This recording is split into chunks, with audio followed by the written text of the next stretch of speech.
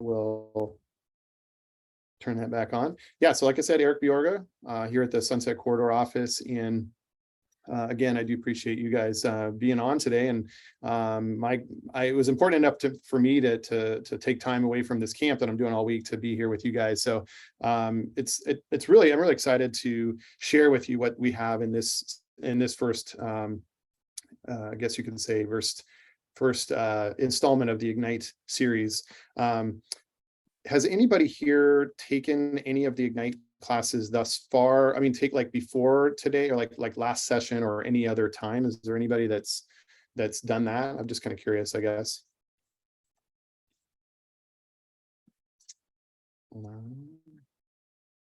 No? Okay, that's good.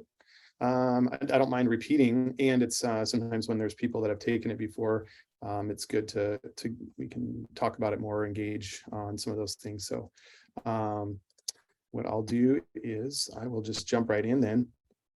So let's see here. Let's go ahead and take a look at, so what we're looking at today, if you guys have, do you all have your, here, I'll have your like a manual or something. We were, for the Ignite series, there is actually, I guess you could say a manual that is provided. I don't know that I can get it to you right this minute, but does anybody not have it at all, or has, just so I know? I don't, I'm new. Okay. You could, let's see, who's your coach there? Trying to think. Is it Mara? Is she helping you? You're brand new to the that's fine. Are you in coach? Is it Shelly or It's Shelly. Shelly? Are you that you were the one that spoke up, right? You don't have a manual? No, correct. Do you have, are you in productivity coaching, or are you? This is like my second day in Keller Williams. Oh, great. Well, welcome. That's awesome. Thanks. So we have this productivity coaching that we help people that are you new in the industry? No, 16 Okay. years. Oh, look at that. So really, you're not jumping into productivity coaching. You're jumping in this Ignite series to learn this stuff. Well, that's a good question. I'm trying to think of how to get you that. I don't know that I can do that right this minute, unfortunately. I don't have it at my fingertips yet. We can see if maybe you can message with Shelly. Can you message Jordan and see if Jordan can, she might be able to work on it while we're going along here, and see if she can find you all I have is an instructor manual in front of me, so I can't get it to you real quick, but we'll see what we can do. I have anyway. I have it in my email from my yeah. If I can just get Shelly's email and send it over to you guys want to message each other on here, and then we can you guys can solve that. So it's okay. Initially, really, we're just covering the first few things. You know, we're gonna since that's why I asked is I don't want to read the rest of you that have it. There's, you know, obviously there's the table of contents, so to speak. It gives you a sense of how the intention of this class and what it's going to cover. You know, we want to, obviously, for those that are new in the business and that have been through productivity coaching and done some of the goal setting and whatnot, you've jumped into some of these things already. But one of the things that I like to, that I think is important for us to really be thinking about here is what we say right in the beginning of this packet. It says, you know, welcome to Ignite, get your head in the game. So a key aspect of being in business is understanding really, why are you in this business in the first place? Like, what's the reason that you chose to jump into this crazy real estate adventure, right? We have to really wrap our heads around, what does it take to build a business in this environment that we're in this industry that we're in? Are we, you know, someone that just wants to sell a house or two? Are we somebody that really has lofty goals? And so on that first section, I want you guys to take a quick minute and look at so this would be on, I believe it's on page 7, and it talks about the different, like the first question is, have you achieved your financial goals through your career so far, and why? And so Shelly, this might actually be something you could be thinking about, as you've been in it a number of years. I've been doing this 20 years. I love the teaching aspect now that I've been around so long. I'm really passionate about what we can do as realtors to raise the bar in our own industry, and not just show up and do what's barely adequate, but to actually show up and be the best that we can be as professionals, and show the world that we are not just hacks, that we are not some used car salesman, and we can really show the world that we are professionals in this industry. So you'll hear me speak from that perspective throughout, well, anytime you hear me, anytime I coach you, anytime I speak to you, you'll hear me coming from that standpoint. And I hope you guys are okay with that. If anybody here doesn't want to raise the bar in their life, then this may not be the right class for you. But I want you guys to take a quick second to look at page 7 there, get some answers down. You don't have to write them down, but just have something in your mind.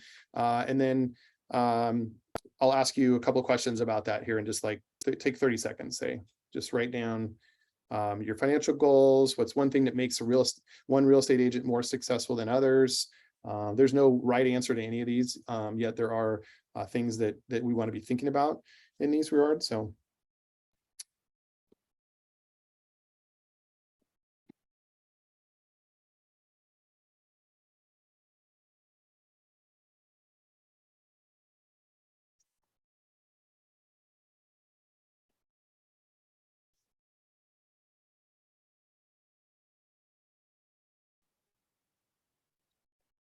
all right, so let's do this. Was there anybody that would like to share their answer to question number 1? Have you achieved your financial goals through your career so far?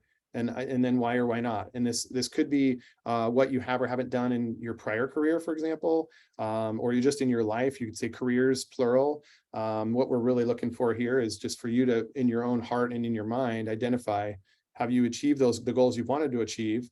And then if so, why? And if so, or if not, why not? Anybody want to share that? A couple people.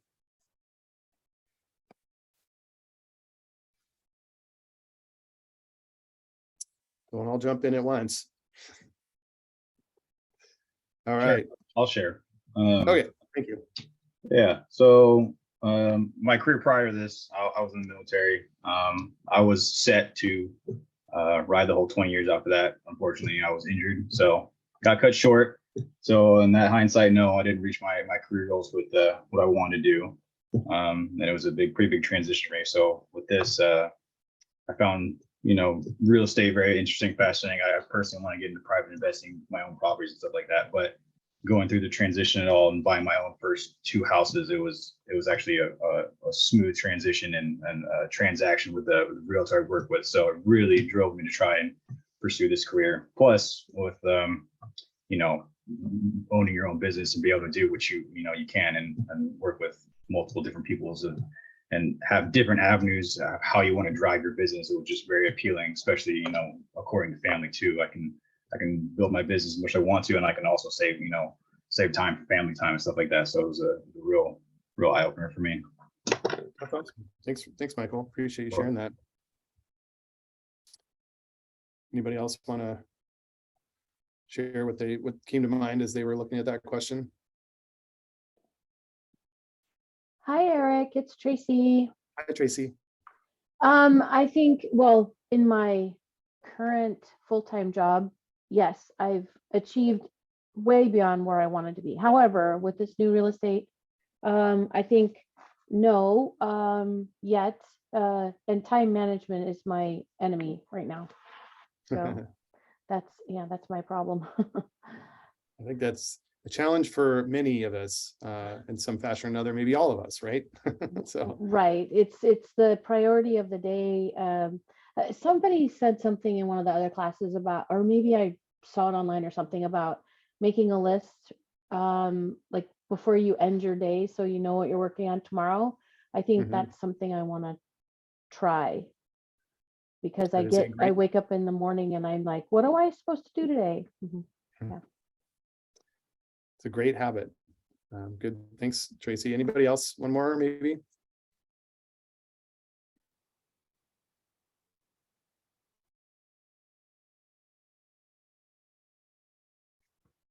I didn't hear. What are we doing? My copier was going off. No worries. Printing out Just your the question of, have you achieved your financial goals in your career so far? So since you've been in this in a while, Shelley, it'd be interesting to hear your thoughts on that. Yes, but it's always always a work in progress. Yeah. Yeah, you might achieve your goal, but then you always create new ones. So Yeah. you're always chasing the dream or Yeah. chasing the tail or something like that. Something like that.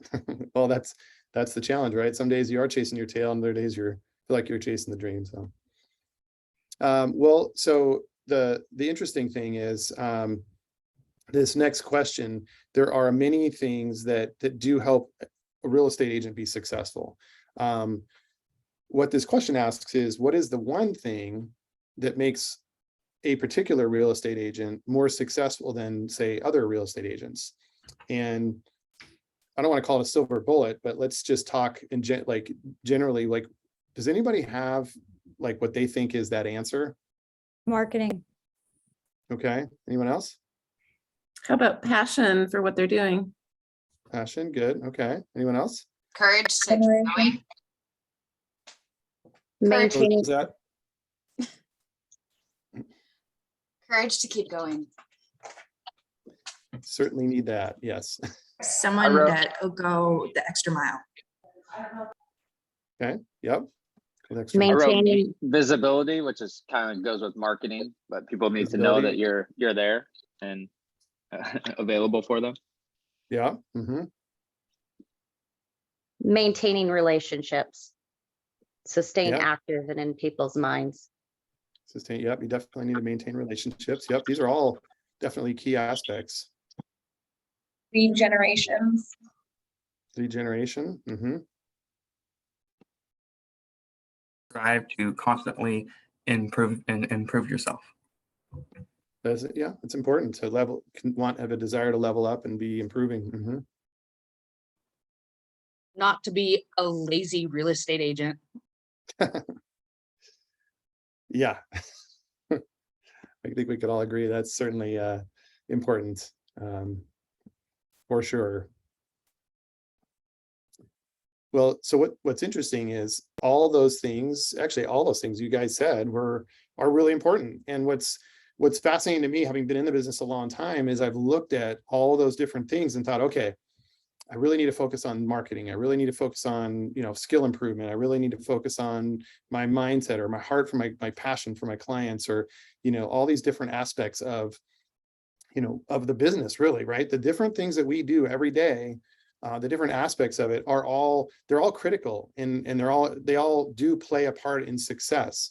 And what took me, I would honestly say, took me quite a while to fully internalize and digest, that at the end of the day, we don't get to do all those things if we don't have any business, if we don't have any clients to practice them on or to do them on. We could be the smartest person in the room, we could have the best everything out there, but if we are not working with anybody, then we are not in business. And so what it really boils down to is all those things are important as long as they're stacked on top of lead generation. Daily lead generation of some sort is what will actually is really what you see in the difference between real estate agents that succeed and ones that don't, honestly. And what's fascinating to me is that when you think about that, sometimes we go, oh, we can let those other things go. What's interesting is sometimes those other things, the difference between maybe, let's say, a good real estate agent and a great one is all those things you guys talked about. There are I shouldn't say plenty, there are some realtors, I'll say, out there that have figured out how to lead generate, but they're not great at what they do. They don't really care about people as much as they care about making money. They do all those things. So they're still in business, oddly enough. And those people out there who maybe don't focus on lead generation, but do the other things, they've got great marketing, great branding. They are out there. They love their clients to death. They are the smartest person in the whole office, all those other things, but they don't have any business. They go out of business. Like, they are not making any money. So they don't stay in business. And it's a hard one. It's a hard pill to swallow for those of us that I personally care about all those things that you guys listed. Those are traits that are important to me about being a professional. And as I mentioned a minute ago, what I had to really internalize for myself, not just cognitively to go, oh, okay, that's what it is, but I had to really internalize it. In the way that it's referred to in the industry of that is I had to emotionally own that this is an important step, an important part of the process. I have to be generating leads all the time, but every day, or at least on a regular basis, depending on your work schedule. But you have to have a regularity to your lead generation in order to keep that machine working, so that you get to do all those other things and get to do them more and more and more. So you get to hone your skills and get to do all those things, because you really just won't have a chance to do those things, or you will and you won't be in business without leads, without clients. Essentially is what some sort of lead generation leads to clients, right? And the truth is, if you look at the next question, the thing is, it's not really that it's that, how would I say, it's not that it's that disciplined or that scary or crazy. It's not, but a lot of agents think they just think it's hard. They just think that it's too hard for them to lead generate. And so they focus on the things that they're already naturally good at. And for me, it was a lot of the things you guys listed. I'm naturally, looked at those things. And so I had to change my heart and my mind and say, well, gosh, where do I need to refocus and own the part of what it takes to actually build a business worth having? If I want the life worth living, I've got to have that business worth owning. Otherwise, I got to find another business. That business funds your life, right? I'm not all about money. I'm here. I could make more money than being here all week at this kids camp. Believe me, this doesn't pay me anything. And I come home at the end of the day completely drained. Yet I choose to do it because I'm in this business to afford myself the opportunity to be able to donate my time like this, to be able to invest in the kids that I coach in sports and other things. That's why I'm in this business. And I don't get the opportunity to do that if I don't go out and lead generate at the end of the day. You guys feeling what I'm saying? Is that scary? Anybody scared by that at all? Let's just be honest here. It was scary to me when I finally had to understand that, Absolutely. Absolutely. right? So really, as it says in the next question, is your desire, and this is this aha moment in my heart, is your desire to succeed. So I'll say it for myself, is my desire, like what I just said, is my desire to be able to do the things that I'm doing here, my desire to be able to provide for my kids, my desire to be able to do these things, is that desire more powerful than my fear of doing whatever these tasks are that I need to get done to lead generate? Is that's what I had to ask myself. And I would encourage you guys to put that in instead of saying, is your desire as a question, I want you to put that in a first person sentence for yourself and say, is my desire to succeed more powerful than my fear from doing that one thing that's going to, give me the opportunity to be successful, that's going to open the door for me to practice all those other aspects that are going to make me successful, right? That's my challenge for you guys today. I hope that you come away, and maybe it's not today, but I sure hope you come away from it today, that's at some point in here, you really feel like, I want that for my life. And as we go through this quarter of classes, all these things are great things that you're going to need to build your business. And at some point you're going to get overwhelmed. And at some point you're going to be like, oh, there's all these things I need to focus on. And it's all true. And yet at some point there are parts of that are going to result in leads, which are essentially, we use the word leads in sales, but they're people whose lives you have the opportunity to serve. And if you don't go out and find those people or connect with those people or, build those relationships, if you don't do that, then you will not have the opportunity to feed into those people, to build your business worth having and doing whatever that life is for you guys. You're not gonna have that opportunity. You're gonna have to go get a job somewhere else if you are not willing to internalize, is my desire to succeed more powerful than my fear from doing that one thing that's going to allow me to be successful, right? So that is, you got it, you're ready to go. We can just close the book and go today, right? That's all you need, right? You guys are good? No. So we talked about, we'll jump to the next page, page 8 here. Now that we've made it clear, of course, that lead generation is what you do. And it's interesting because we talk about being in are we in a sales business, or are we, in a business to serve others? And it's kind of like a both and, yes. As he says here, yes, you are in sales.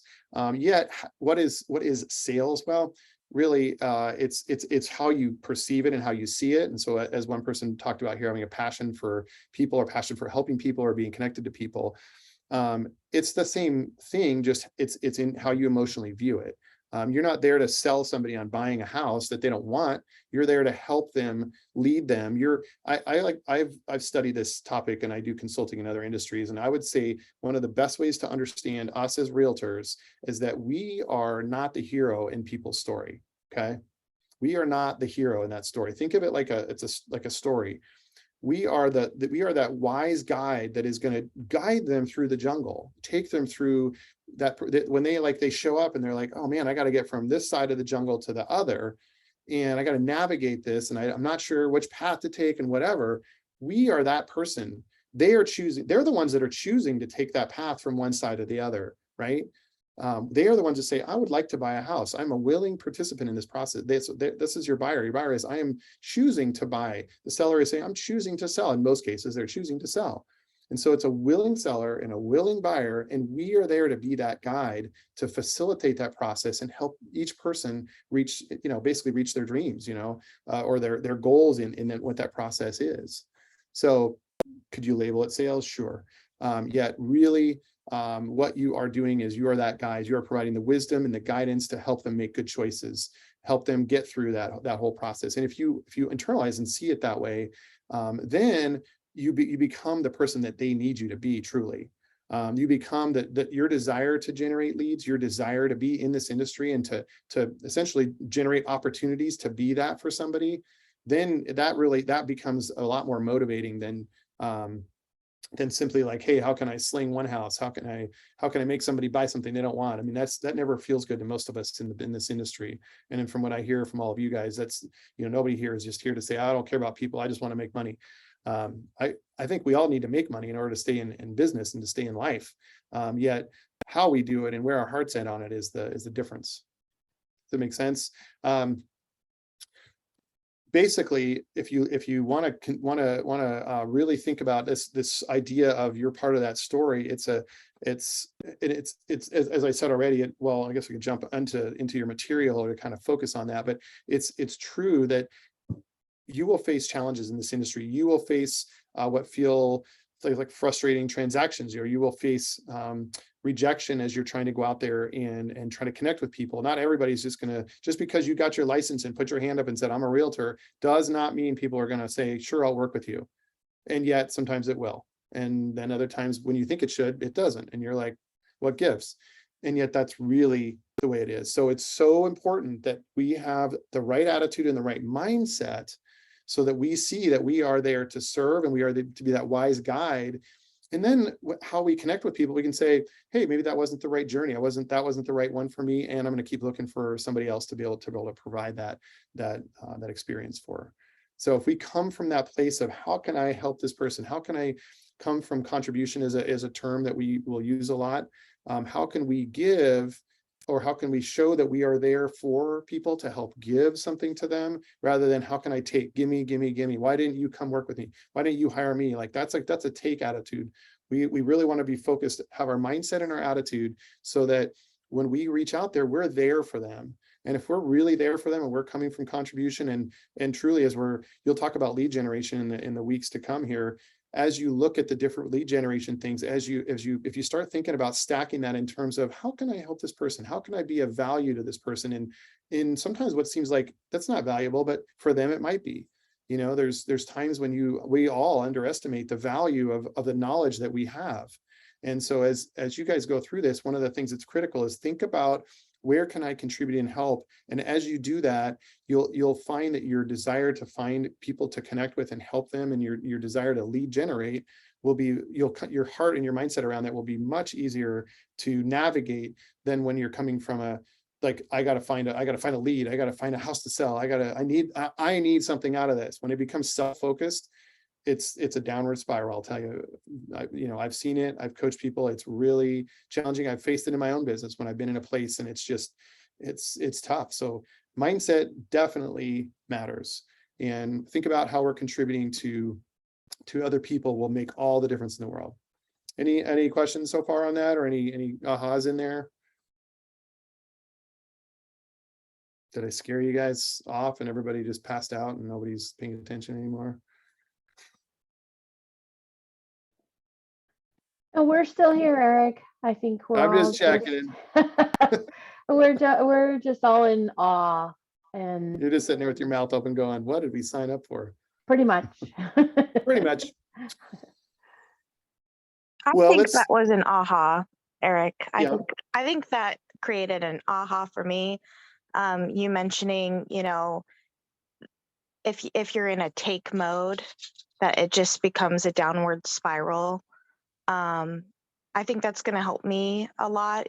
Being new to this, I had some, my best friends were going to buy a house, and they had made me kind of think that they were going to use me as their buyer's agent. And when they started to move in a different direction, I kind of found myself falling into that take mode, like, like, why not me? I'm your friend. I just got into this. And to remind myself of actually why I got in this business, you mentioning like wanting to help people and actually serve them, I think that makes all the difference in, my mindset and how things will go moving forward. So that was an aha for me, just to give you good feedback. Thank you. Haley. I mean, let's be honest, you guys, we all find ourselves there from time to time. That's just a reality, right? I mean, there are times when we all of us, where we're like, God, why did that happen to me? Or, just things happen in our life, and it happens. It's a reality. Like, none of us can escape that 100% of the time. The opportunity for us is to say, here's the thing, you guys know this, right? You have a choice about, or there's things you have choices about and things you don't, right?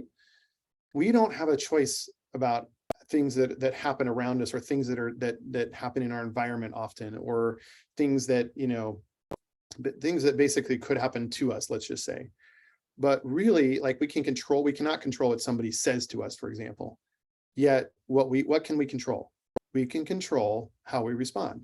We can control where our mind goes, where our heart goes, where our, and for you more type A or D or, analyticals in the crowd, that whole, I say heart, understand what I'm saying there is, it's a process of how you choose to think. So you can take that path of, I'm going to choose to think like a victim, or I'm going to choose to think like, okay, what could I have done different? What could I, I'll speak for myself, and this isn't speaking to you at all, Haley. I've been in the business a long time. So if I have a good friend or somebody that doesn't hire me as part of this process, I get to think, well, what could I have done differently to serve them differently, to be a part of their life differently, to keep in touch with them maybe in a different way? Could I have done anything different? Maybe I was doing everything just right, and that's the choice they made. And I have to decide, well, I can get all bent out of shape and feel like a victim, or I can say, you know what, I'm going to have my, there's a great book out there that talks about the 5-minute funeral. I'm going to have my 5-minute funeral. I'm going to grieve that this very close friend of mine is choosing not to hire me and is hiring somebody else.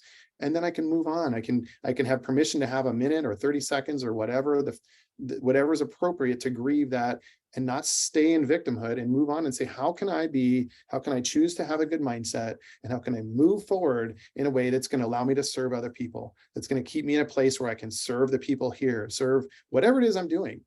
And I was reminded of that numerous times over the last so many handfuls of years as I've coached kids sports. I might have a rough day, or I might have a client, some situation go sideways, or I might find out somebody that I really wanted to work with, just really didn't hire me at all. And they just were, maybe I just didn't understand why. And then I had to show up and pour into kids playing a sport. And I had to decide, am I gonna live in this space, or am I gonna say, okay, what can I do different next time? And that sucks. And okay, I'm gonna choose to do something. I'm gonna do things differently next time, or I'm gonna add this keep in touch program, or I'm gonna find ways to better.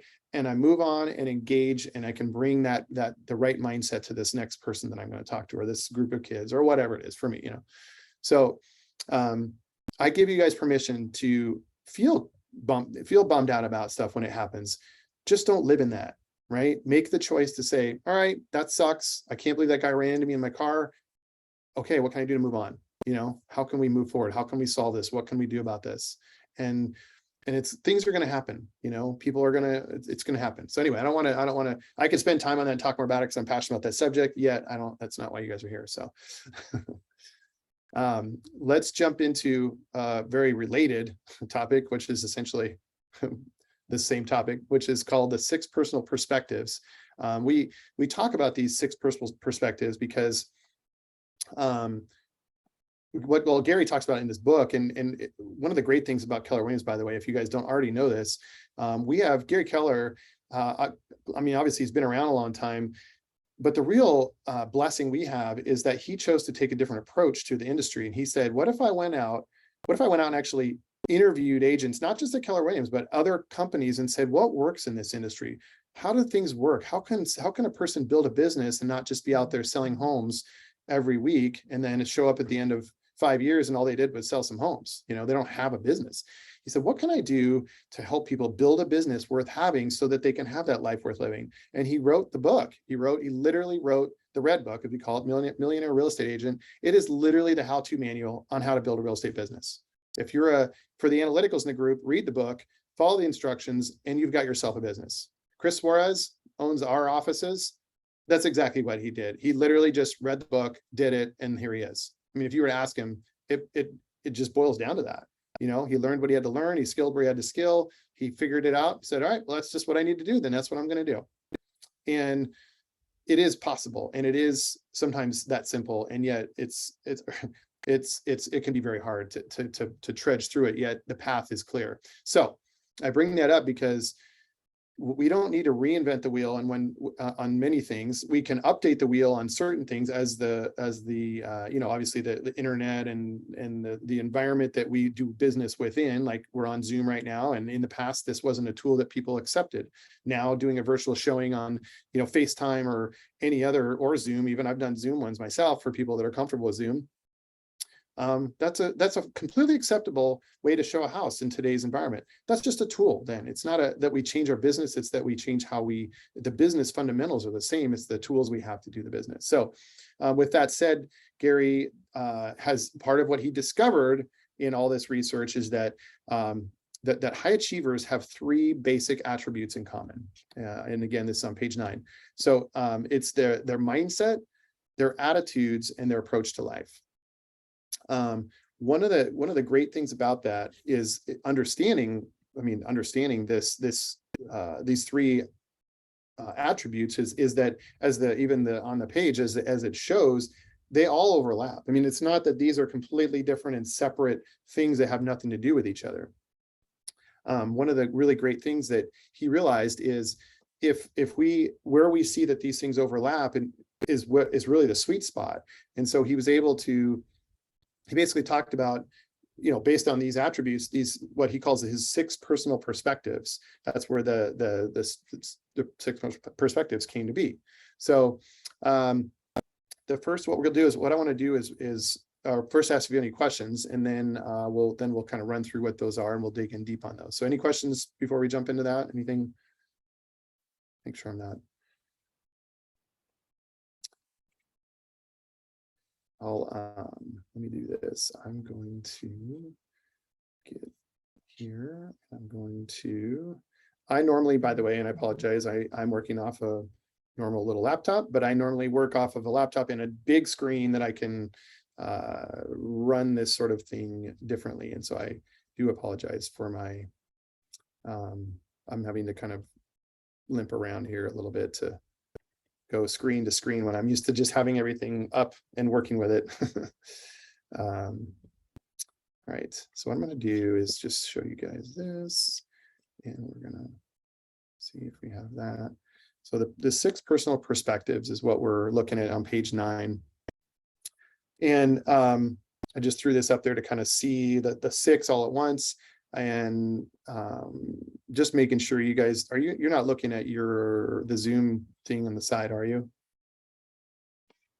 I have the window on the side of my screen, but I'm hoping you guys don't see it. Anyway, 6 personal perspectives. So first one, self-mastery. Second, of course, 80-20 principle. And has anybody ever heard of the idea of 80-20?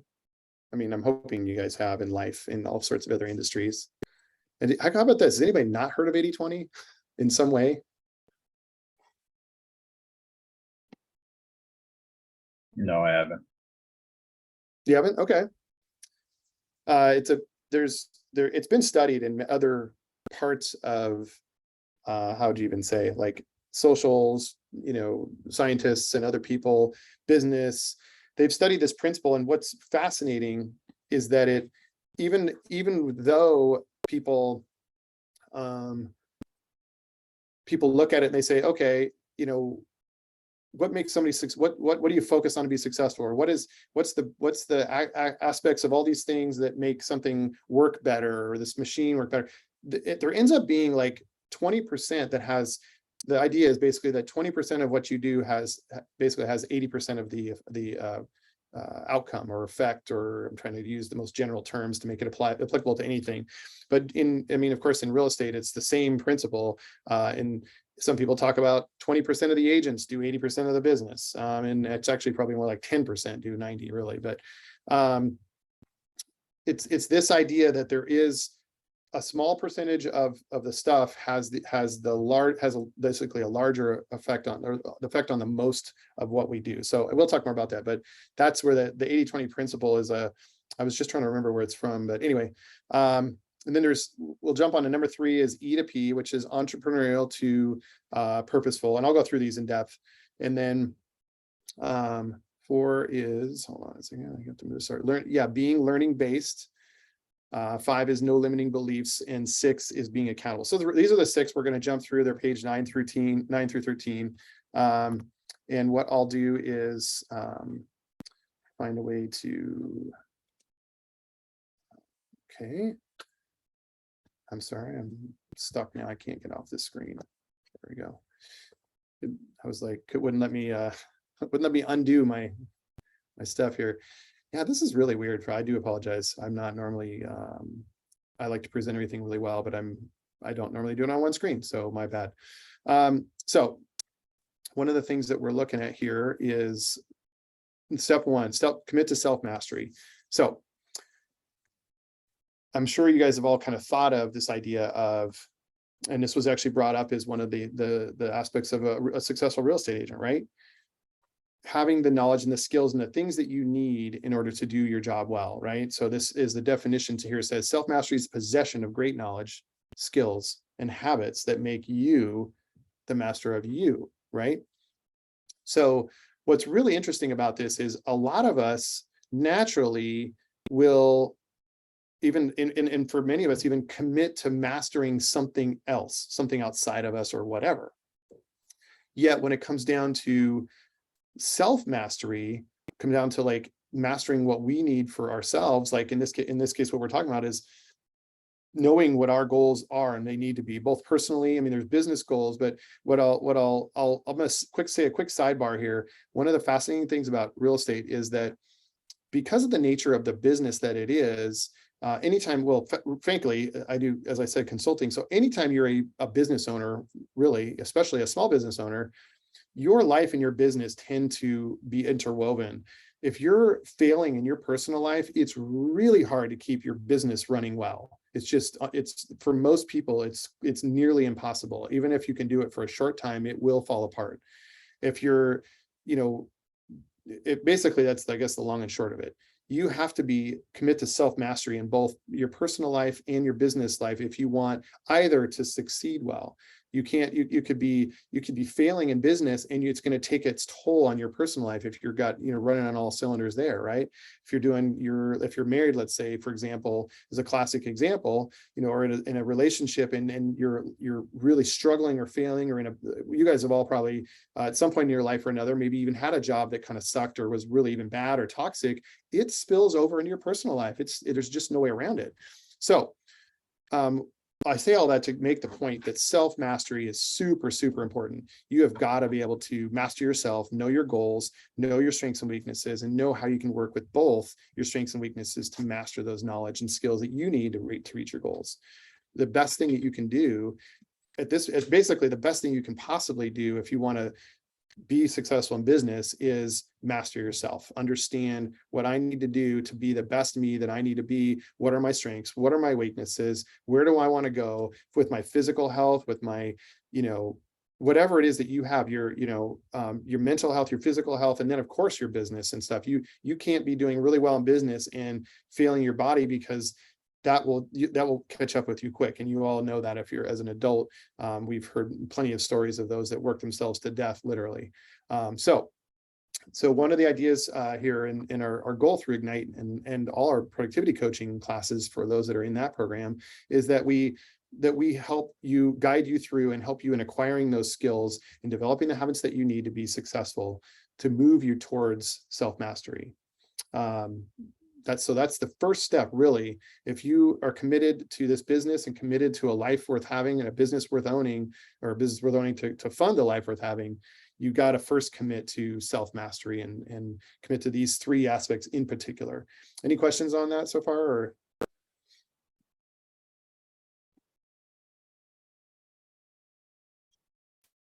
Okay, well, with that in mind, the idea, as I said earlier, of step 2 is commit to the 80-20 principle. So it's just understanding, and the reason that's important is it's critical for us to succeed. It's really critical for us to understand that if we give equal amount of energy to every single thing we do, what do you think is going to happen?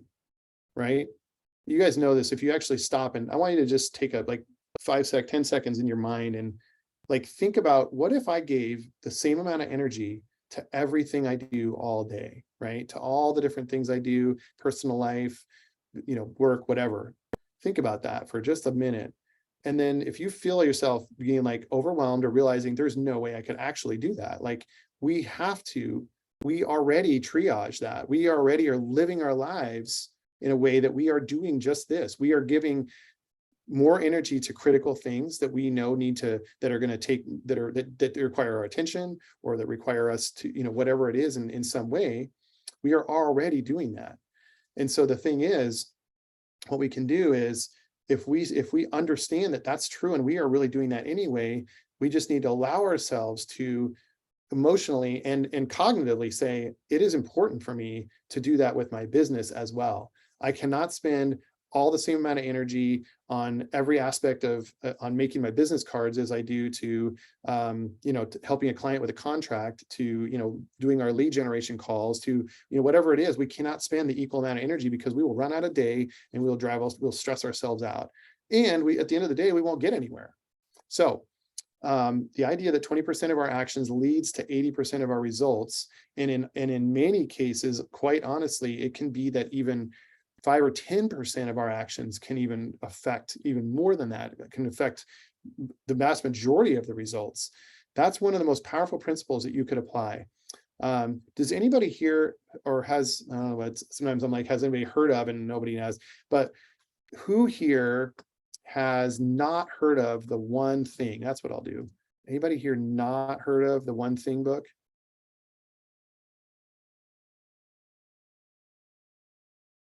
I haven't. Hey, thank you for speaking up. Yeah. Because I was literally going, wow, you guys have all heard of it. So first of all, great. I'm glad whoever else has been teaching these has brought it up, right? So for Garrett and the rest of the people that didn't speak up, The One Thing is a book. So I would highly recommend, if you haven't, you may have been recommended this already, you would want to get the red book, the Millionaire Real Estate Agent book. You want to get that, and you want to digest that and read that. For you analyticals, you may have already done that, knowing you, and yet if you haven't, you're going to love it. For the rest of us, it can seem a bit wow, gosh, it's way out there for me. I'm not even at that point in my business yet.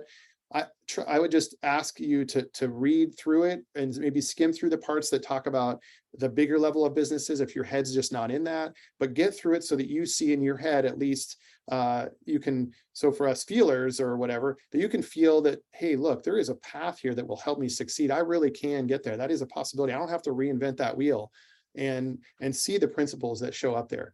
The One Thing book, the reason I bring that up is that The One Thing book is a book that was written not too long ago, and the fundamental idea behind it is this very thing, this 80-20 principle. And it actually is even more refined than that. What he, in studying this stuff, and again, I go back to Gary Keller, I don't need to validate him on the one hand, but for those that are new and don't know who he is, I mean, he even funds a research department at a college to research this industry and research people. He's done countless work with like marketing, the psychology side of marketing, and working with professionals in all those industries to understand people, understand how can we be the best we can be as a company, to be able to empower and educate and make and help all of you be the best that you can be, really. So you have that going for you, right? So when he writes a book called The One Thing, with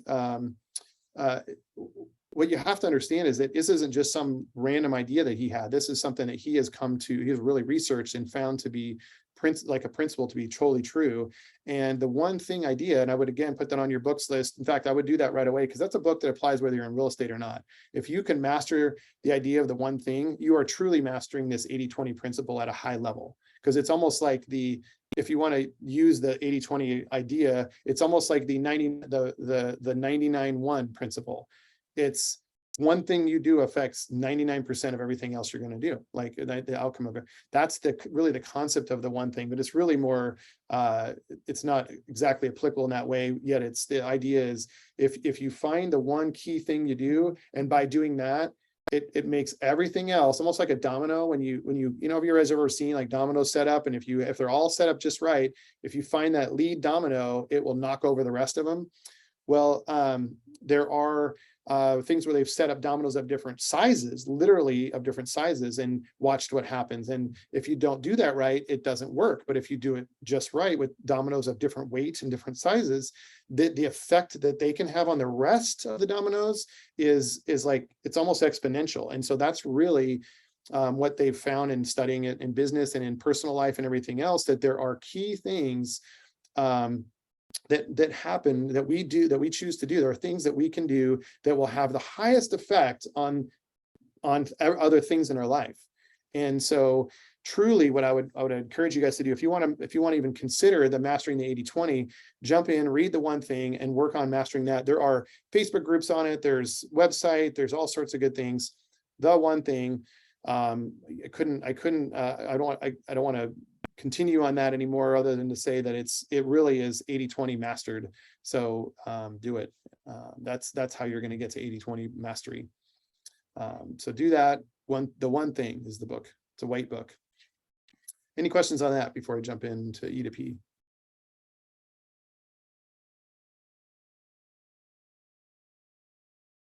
Oh, so one question that I know you guys were thinking and you didn't ask, so I'll ask it for you, is, well, what about these other things? Aren't they important? Why, yes, they are important. And it doesn't, by choosing to have, let's say, in this example, 20% of the actions you have, or in the case of The One Thing, he speaks to it more specifically, but it doesn't mean that the other things if I'm going to use the vernacular that you're going to hear being around, when I say focus on your 20, don't focus on your 20% or whatever, focus on your 20% or the things that you're going to do that are going to have the highest outcome. It doesn't mean that the other 80% actions don't matter or aren't important. Yet what it means is they alone will not keep the things moving. They will not result in they will not be the things that result in the most outcomes or the highest results. So you have to stay focused on the 20% and then either figure out ways to complete the other things, or a lot of times people will what I'm trying to say, I was going to say leverage. It's just the word we use internally. I was trying to find another word, hire them out. You'll hear the word leverage. Leverage is essentially finding other people to help you do what you need to accomplish. So people will say, well, the other 80% is important. I have to get this done. I have to get the lockbox to the house. I have to do these things. Yes, those got to get done still. And those aren't the most critical things to be in business. If you didn't sign the contract and you got no lockbox to put on, it doesn't even matter. So that getting the contract signed becomes your 20%. So that's the concept here that we're talking about. And again, it doesn't mean that the other part isn't important. It just means that we're going to figure out how to get it done outside of that and keep our focus on our 20%. Does that make sense? Anybody disagree? after all that, you're like, I'm not going to disagree. He's going to lecture me. All right. So E to P. E to P is an interesting and challenging concept for a lot of people. Having been, again, around business for a while, and I mean, I have my degree in college in consulting, and so this is something that all of us run into in all kinds of areas of our life, right? We will work on something based on what we know, what our skill set is. You know, I mean, if you guys, anybody's played a sport or played an instrument or done any, really just, I mean, pretty much anything, you realize that there's a place when you first start, at the time, I guess there's a kind of this environment when you first start doing something that you're able to do it to a certain level. And then at some point you're like, okay, this is as far as I can get based on what I know, based on, you know, everything that I've learned thus far, whatever that is, right? So that's what we call your entrepreneurial. So in a business sense, an entrepreneur, you know, anybody, like, so that's all you guys, you're going to come in, that's all of us really. You're going to come to this business, or you've been in this business, you're going to come in, you're going to say, okay, I'm doing this, I'm getting this done, I'm getting here. And at some point you start reaching this place where you start kind of hitting your head on a ceiling. It feels like, you know, like you basically come to a place where you get worn out, or it kind of like, ah, man, I'm just doing the same thing over and over again. It just feels like, what's going on here? Why can't I get any more results? For some people, it feels like a plateau. For other people, it feels like they keep kind of like hitting what feels like a glass ceiling, and they can't seem to break through that. You know, really an obvious example would be something where realtors will run into, where they do one transaction, 3 transactions, 5 whatever it is, 10 transactions. And then they get to a point where maybe they can't juggle any more buyers and sellers. They're like, you know, it's taking a toll on their personal life. They're dropping the balls. Things aren't getting done. They start to lose clients. They're not lead generating. So then it's like their business starts to suffer, and then they kind of pull it all together. They get it all together, and okay, I'm going to do this. And then they try to ramp it back up. Then they hit, and it's like, bam, they hit the ceiling, and then life just, you know, they get burned out or worn out or whatever, some version of that. But you guys think back on your life. I bet we can all find a place where we've in our natural abilities sort of hit that, gosh, I just can't get through the ceiling anymore. And, you know, I mean, he phrases it here in the book, high achievers are always looking for the purposeful way. It's by doing this, they break through the ceiling of natural achievement. What we're really talking about here is we can either go back to that mindset, right? We can either be a victim to the fact that, well, I just can't get through this. Well, I just don't know. I don't know how to get this done. I can't make this, or it's not, whatever version of, I just can't make it happen. We could choose to be in that place, or we could be in a place where we're saying, you know what, I got to do something to break through this. You know, I gotta learn something. There's got to be some way. Because I mean, I see other people doing it. I see other people doing more than 24 transactions a year. How are they doing it? You know, like a high achiever is asking that question, like, there's got to be a way for me to do that. How can we break through that? And typically to break through that, most often is you're engaging somebody else, like a coach of some sort is typically where coaching comes in. You're engaging a coach or whatnot to say, all right, something's got to change. You know, I got to figure out how to get through this glass ceiling and then bust through it and find a new rhythm that's going to get me even, you know, I don't want to say higher but that's what it is. You're going to get further. You're going to have better success. You're going to be able to do 30 and 60 transactions. And somehow you're doing that and still having a better life than you had when you were doing 20. And you're trying to figure out, well, how does that work? You know, it's because you learn what it takes to move from what they call E, to being purposeful, and actually, like, how do you break through that ceiling? How do you, and again, it's not the same number for everybody, and it's not the same ceiling for everybody, right? Because there's some people, I coached a lady who her goal was to travel like at least half the year. That's her goal. Her life that she's funding with this business is to be gone most of the time. So her ceiling of achievement was, I can only do so many, and then I leave and my business dies. And then I try to get it going again, and then I only do so many. Like, so I have to be around more. So her ceiling was nothing like other people's. It was a matter of having to figure out how to come up with a purposeful way to be able to achieve what she wanted to achieve. And it took a different way of thinking and a different way of achieving, of breaking through that. And so that's really what, if you're talking about the 6 personal perspective, if you're going to truly, you know, basically get to master those things to be the best you can be, you got to, of course, commit to that self-mastery. And then now that you're committed to it, you understand your 80-20 principles and you figure out what you need to focus on, use the one thing book as a tool. And then you say, all right, I can do this well and I can do this well, but I'm not having success in this area. What do I need to do to break through that ceiling of frustration or success to get past that? And it's just a mindset of that. I say just because with the right mindset, those things are actually a lot easier. With the wrong mindset, a ceiling, the E to P, that ceiling that you hit might feel like a brick ceiling wall, a concrete floor that you're hitting that you can't get through. And it doesn't have to be that way.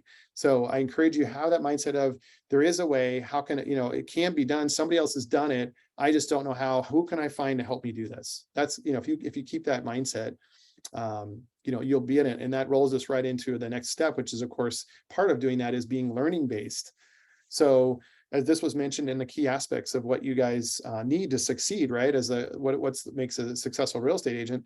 Yeah, you got to be learning based. Absolutely. And it can't be the only thing you do, or all you've done is learn how to be a great realtor. So if you are saying, hey, I need to master lead generation as your key thing, then you're saying, well, I need to learn how to do better at it. So obviously, in order to master lead generation, you have to learn how to communicate better, learn how to make be in rapport better, learn how to, everything, right? You're going to have to be learning based. Just fundamentally, it's a mindset of, and I use this, there's somebody in my life I know well, and I won't say who, as an example of the opposite of this. There's somebody in my life that I know well who they when I've interacted with them, they are basically like, I got it. I've learned what I need to learn. I'm good. Like, I'm riding it out, baby. I know what I need to know.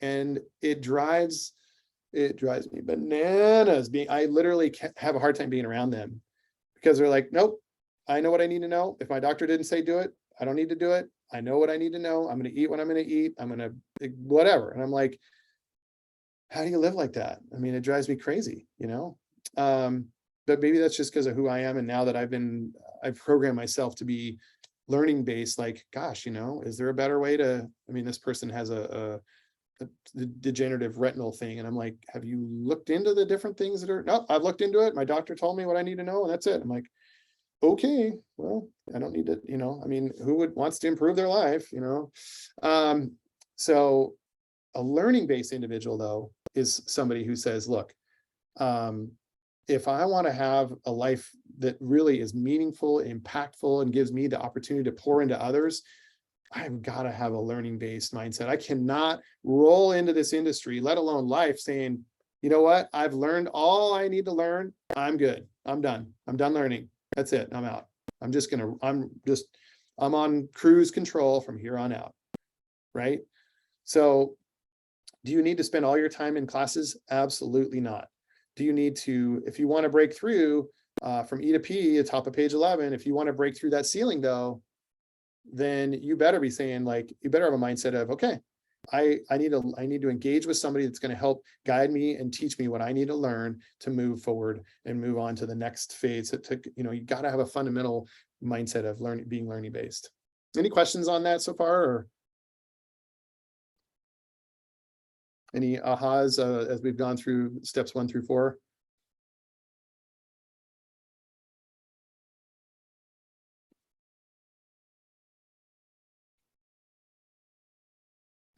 I like the concept of doing it on purpose.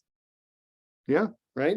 And because a lot of times, like, I've owned businesses in the past and finally figured out, oh, well, if I just keep doing this one thing, it works every single time. So why did it take me 4 years to figure out one thing? And then I like that idea. It's a great way to put it. Yeah, like you said that why did it take me 4 years to learn this one thing? That's I don't know exact situation, but essentially I could see that, it's kind of in its own way, a micro example of that E to P. You were just doing like what you knew to do. And then all of a sudden you found this one thing that worked and that's what made the difference. And you're like, those things happen in many areas of our life. You guys, you figure out even simple things, like you figure out a faster way to cook a recipe or drive somewhere or whatever, that's the difference from wandering around just doing whatever to like, oh wait, this really works. This is a or some people use the word a hack. It's almost like a hack to getting through that, what was hard for us before, you know? So yeah, I totally agree. That's I mean, that intentionality is important, being purposeful. Any other people, anything else like kind of hit you as we were going through that so far, through the first 4 steps? Yeah, the idea of hitting the ceiling and not getting beyond it. I really feel like we create our own ceilings by saying, I can't do this. And so that was meaningful for me. So good. Thank you. You know, I thank you for bringing that up. It was shared with me once that every time you say I can't, you are putting a ceiling on. You're putting a ceiling on something. And we live, you guys, we all are blessed with the opportunity to choose. We are really, I mean, some of us feel like our lives, and this isn't, I don't want to rabbit trail on this. Yet what I will say about it is we all have the opportunity to choose. There are so many things that you think you're not choosing that you realize we are choosing. We are choosing to get up and go to work. You know, we are choosing that because the consequences are something we don't want, but that's still a choice. We get to choose that. You know, we get to choose how all sorts of things we choose. So when we choose to say, I can't do that, we are choosing to put a lid on something. We are choosing to hold ourselves back every time we do that, you guys. And we do it. I do it. I have younger kids, and when they say I can't, it's a thing, you know, for those that don't have kids, one of the opportunities of having kids is that you see things through their eyes that help remind you of things that you need to work on in your own life, and it can be really convicting. And so when a kid says, oh, I can't, you know, their world of can't is different. But then I think, well, shoot, you know, where am I saying I can, or where am I even giving them that idea that he can't, right? I mean, there are times I can't just say I can fly and jump off the building. That's not the point. It's more that when you're just faced with, well, I can't do that. It's like, well, if I really wanted to do that, how could I? If I really wanted to fly off this building, where I have to go figure out where I get those, either some sort of parachute or those wings that they can buy, or the jetpack, or, you know, now that none of that may be feasible, yet there's a solution. You know, there are solutions in some way, and there's people that figured out, hey, we can't fly, and then next thing you know, the people that invented flying happened, you know, right? So at some point we have to be mindful of, if we're, I mean, truly, if you're 5 foot tall and you're saying, well, I really want to, you know, jump 5 feet. I mean, I don't know if that's even humanly possible. Let's just keep ourselves in the realm of what is possible, and realize that truly for the vast majority of us, when we say we can't, it's truly that we're putting a ceiling on ourselves. And that's, you know, that's not fair to those around us. And it's certainly not good for yourself. So, make it a habit. How about maybe we all just commit that we make it a habit in our hearts and in our mindset that we don't use the word I can't, and we use the word, because that's in the victim column, by the way, you guys. Remember, I can't is a victim mentality. How can I is the rephrasing. We can put ourselves in a mindset of, instead of I can't, how about how can I? How can I do this? I mean, maybe it doesn't make sense and I don't know, and I need to get help, or I need to figure it out, or maybe it's just incomprehensible hard, but you know, at the end of the day, it's how can I, right?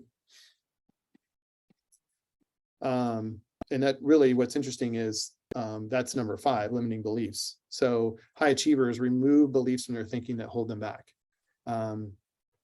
Naturally, you know, I was talking about this because I literally just scrolled on my screen to it because I realized I was talking about it, and I was like, it is the natural next step in your thinking as you're thinking about these personal perspectives that we all need to master. As we're thinking these things through, we have to have a mindset of how can I? And if we have a nice mindset of I can't, then of course that's a limiting belief. That is a ceiling, right? That we've put on ourselves. That is a box we've placed around us. And that's our choice, by the way.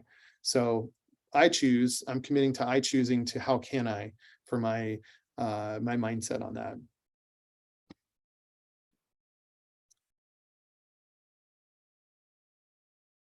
There's a couple questions in here. When I think about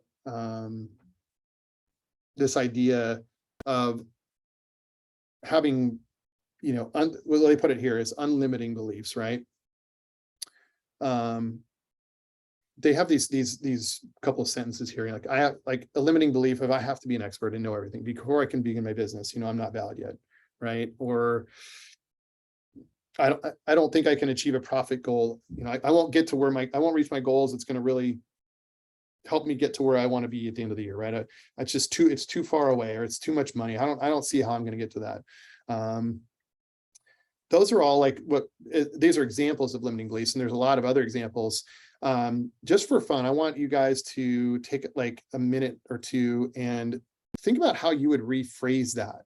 If it helps you to write it down, and think about how could you rephrase, I have to be an expert and know everything before I can build my business. I'm not valid in this. How can I be a good realtor? I don't know all this stuff yet. I don't have my business cards. I don't have all the knowledge I need. I don't even know how to write all the contracts. Right? How could you rephrase that in a more of a sense of, well, how can we, or what's a phrase that is in, without solving the how I can, but more of a, how could you say it in a positive sense that it makes it seem like it's actually possible rather than being impossible, which is really how these are written. Take a few minutes to do that, and then I'll have a couple of you guys share them, just because I'm really interested. I get, every time I teach this, I get different insights to how people are seeing these topics, and it's really helpful, inspiring.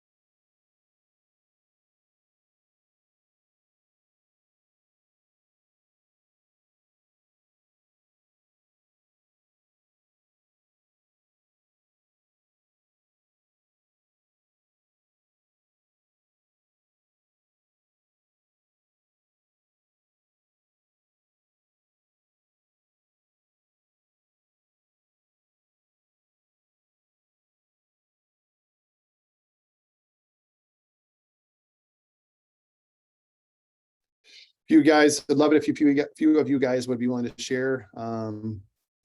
Could be, any one of those three, just any thoughts, like a way that you can sort of redirect and say that in a more of a, like a more positive, unlimiting beliefs, as it says here. Anybody want to share any one of those that they redid or rewrote?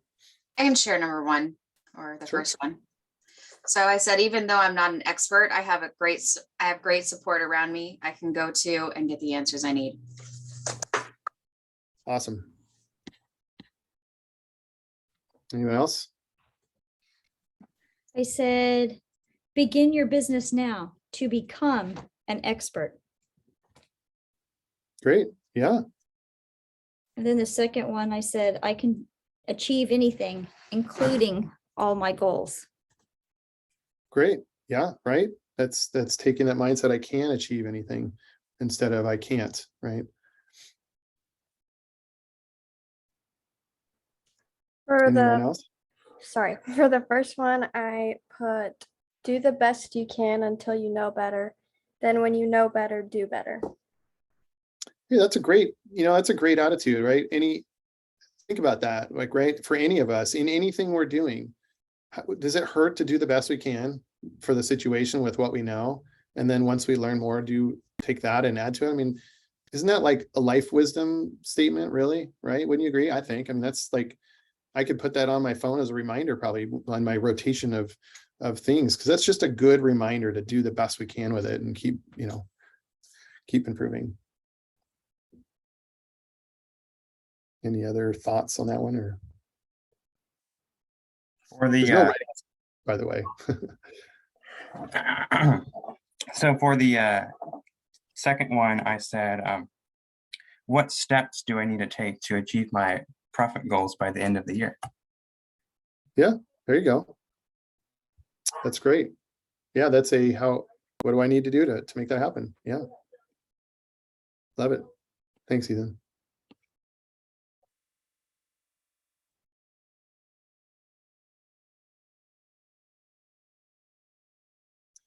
yeah, I mean, these are, isn't it interesting if we think about these things like, you know, like the last one, I was thinking about that. It was, there's a couple different ways I thought about it, but it says that the limiting belief says, because I'm in the business will come to me naturally. I don't need to devote 3 hours a day to lead generation. It's what I said earlier, you know, it's like, and I'll admit, when I got in the industry, because of my knowledge and contract law and branding and marketing, and all these other things, I just thought, man, if I just show up, because I mean, I knew realtors, and I was like, if I just show up, I mean, I'm already like, the bar is way higher for somebody working with me. I mean, this is it's going to be like shooting fish in a barrel.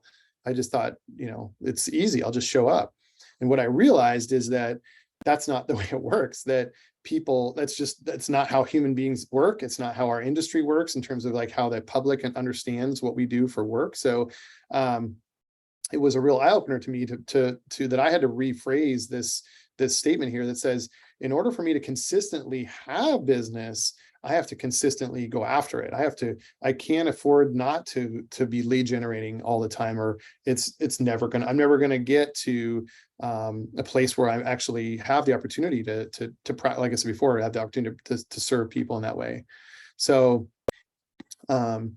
it's truly like one of those things where seeing it differently and seeing what helping our mindset, owning it in our cognitive sense and then in our emotional sense, because we all, regardless of how analytical we are, we also still operate based on emotion. It's just it's the way we get there, right?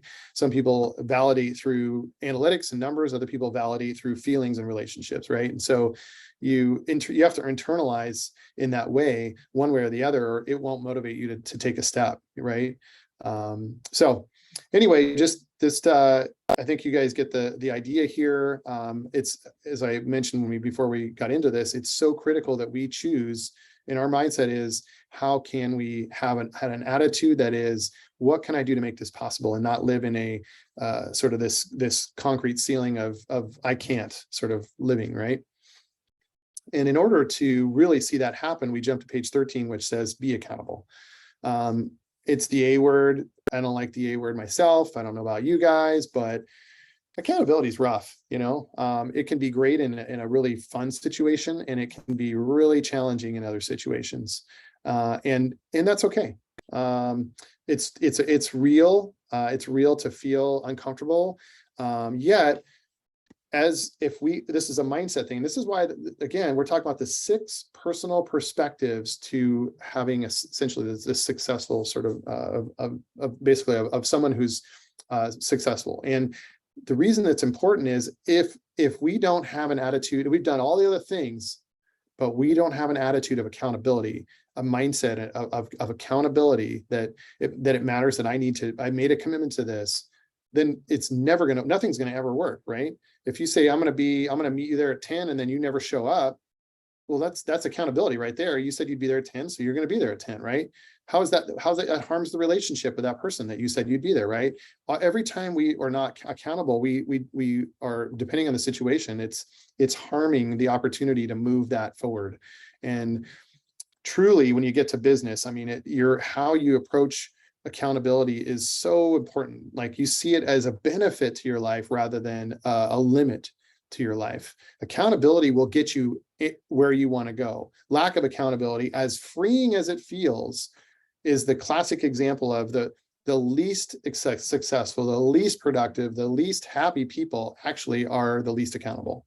It just is that way. And I'm happy to tell you why if you don't believe me, but I don't want to, spend a long time on that, but I'm happy to go into it if people disagree with me. But the truth is, there's been studies done on it. It's just how our brains work. It's how the world works, but it's in large part, it's how our brains work. So we need to choose a mindset of accountability.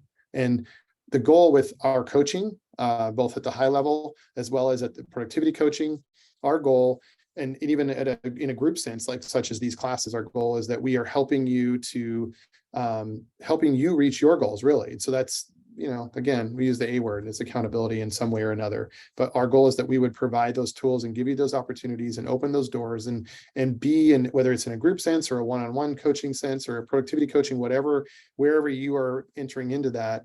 At Keller Williams and here at the Experience Brokerage Network, a big part of what we are doing is to help you not be accountable for sake of saying, have you done it? Have you done it? Have you done it? That's not it. We would say, what is it you want to achieve? How can I help you get there? Help me to help you get there. And then that's a very simplistic way, but what do you need to know? Where can we figure these, whatever, anyway. So choose accountability and you will open the doors to whatever future you want.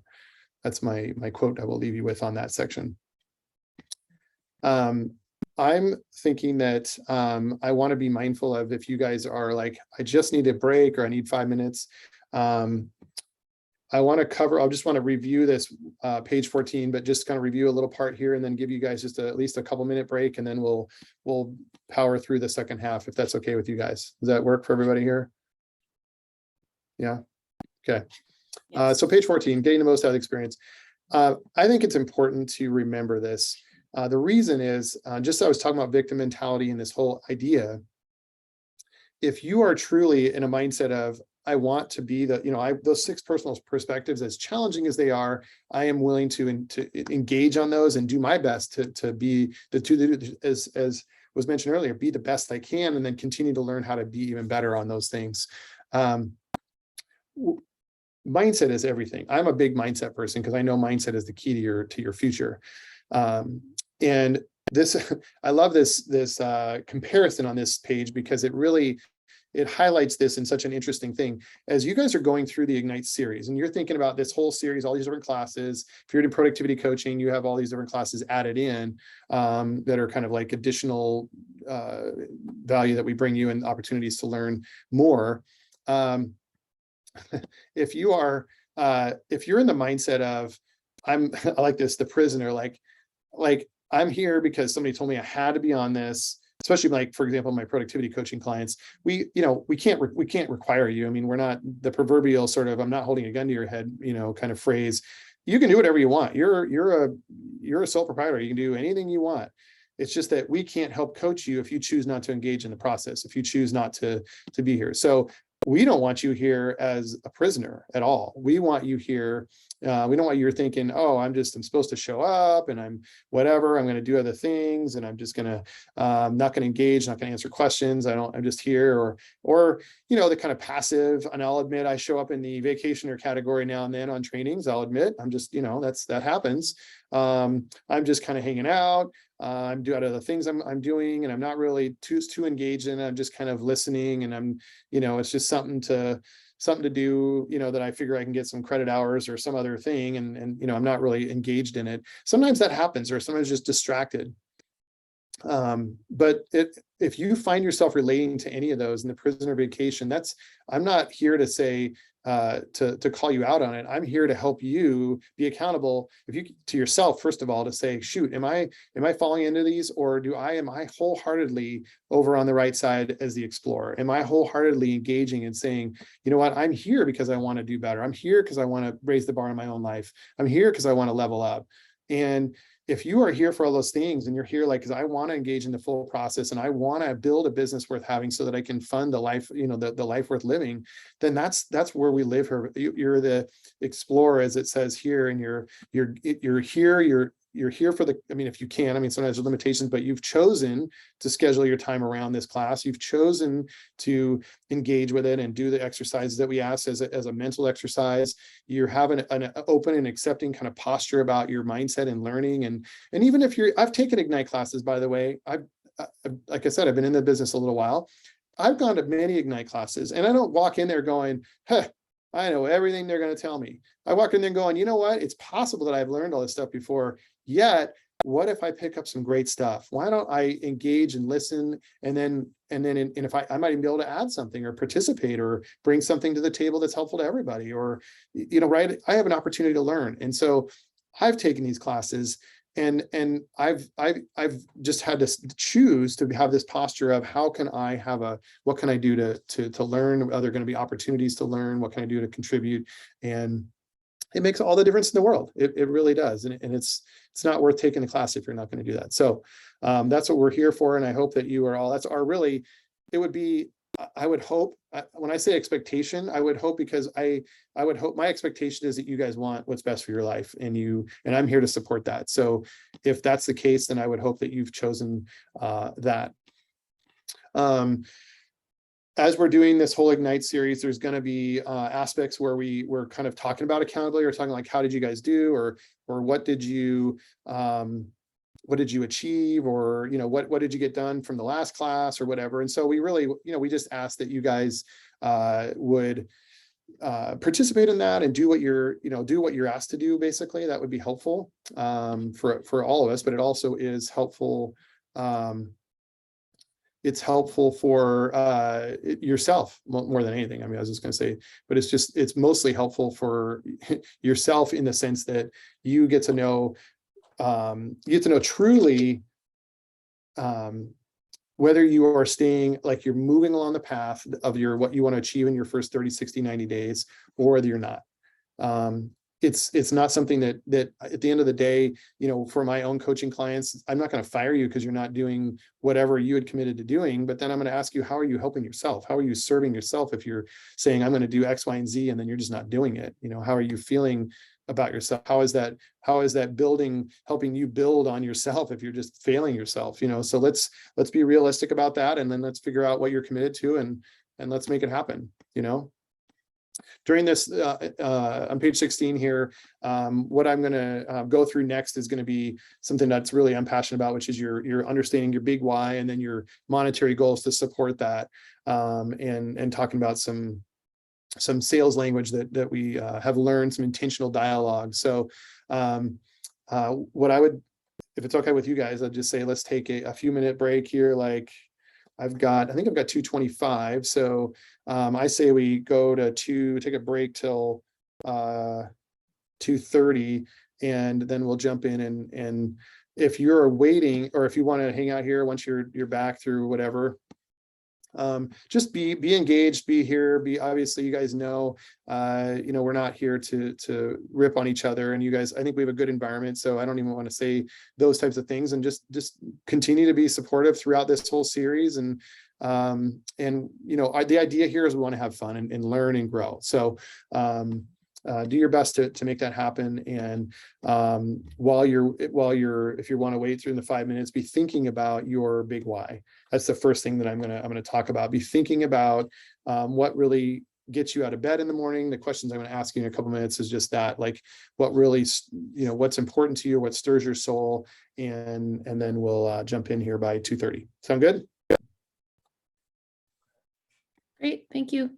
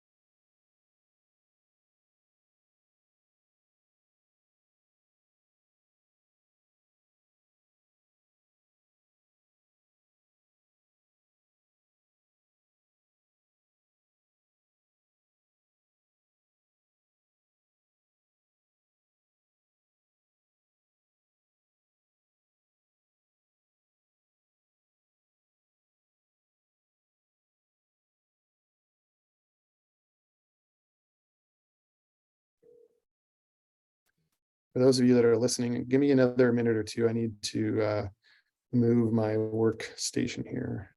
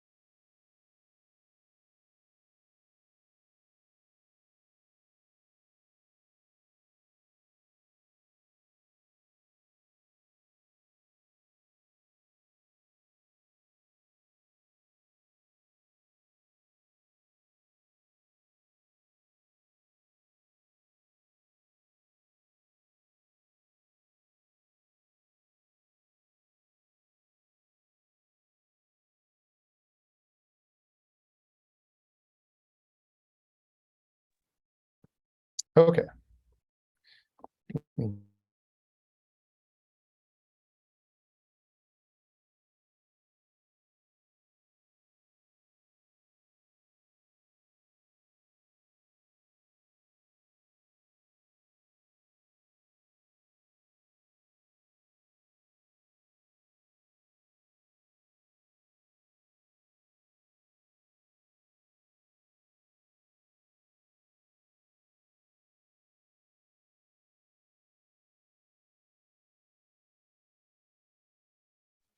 All right, you guys ready to rock this thing?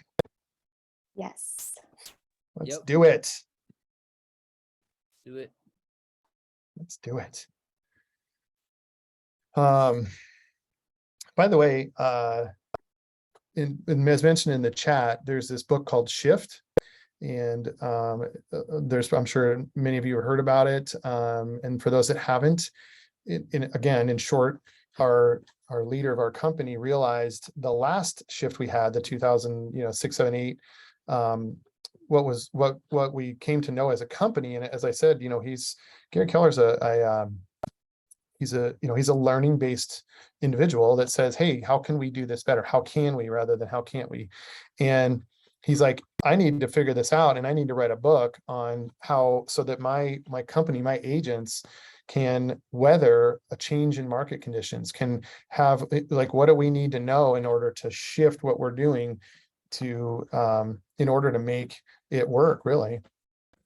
And that's at this point in time, we now know that that shift book is what is kind of the key to our success. If we're going to weather the whatever it is, a shift, whether the market's shifting down or shifting up, we now know that that's an applicable book, not only in real estate, frankly, although it speaks heavily to that, but it's an applicable book in many industries. So I would strongly encourage you guys to pick up. I know I've mentioned a lot of books, but these are like key elements to your success here. And this book Shift, we are teaching in our market center. We're going through different aspects of the shift. I know they're doing that in other market centers as well. And so I encourage you guys to not only get the book, but find a book club, engage with your market center and find out how you guys can engage in those topics, and just be thinking about that. And there's a lot of mindset stuff in there. So I know you guys can do it. And just, yeah, let's just make it happen, right? The key thing here for this next chapter of our journey today is what it's called your big why, is what is referred kind of in the industry. And it's on page 19 of the manual if you're following that. What's really important, and what I'm really passionate about this, because as I've studied it and other people have studied it, of course, I'm not inventing anything here. What we now really know is we all have, and I mentioned this earlier, we all have something inside of us. And it doesn't, for those analyticals, it's not some woo-woo, whatever. There is something at a guttural level that says, I got to get out of bed this morning, because at some point, the way that you've emotionally, you made a decision that you want results, or that you want to get to somewhere, or I'm going to stay up late and finish this project. Like for task-driven people, like they stay on task and do it because whether it's the satisfaction of completion or they know they need to get it done, or their commitment to it, or whatever, there is a component that drives them towards that success. For more relational people, often it can be, frankly, it can be more, I guess you'd say, relationship driven, like, so where people feel like, I don't want to let that person down, or the emotional pain of they're feeling in the emotional tension is a driver for them to do what they need to do, or show up on time, or take care of a task, or have a hard conversation, or whatever, right?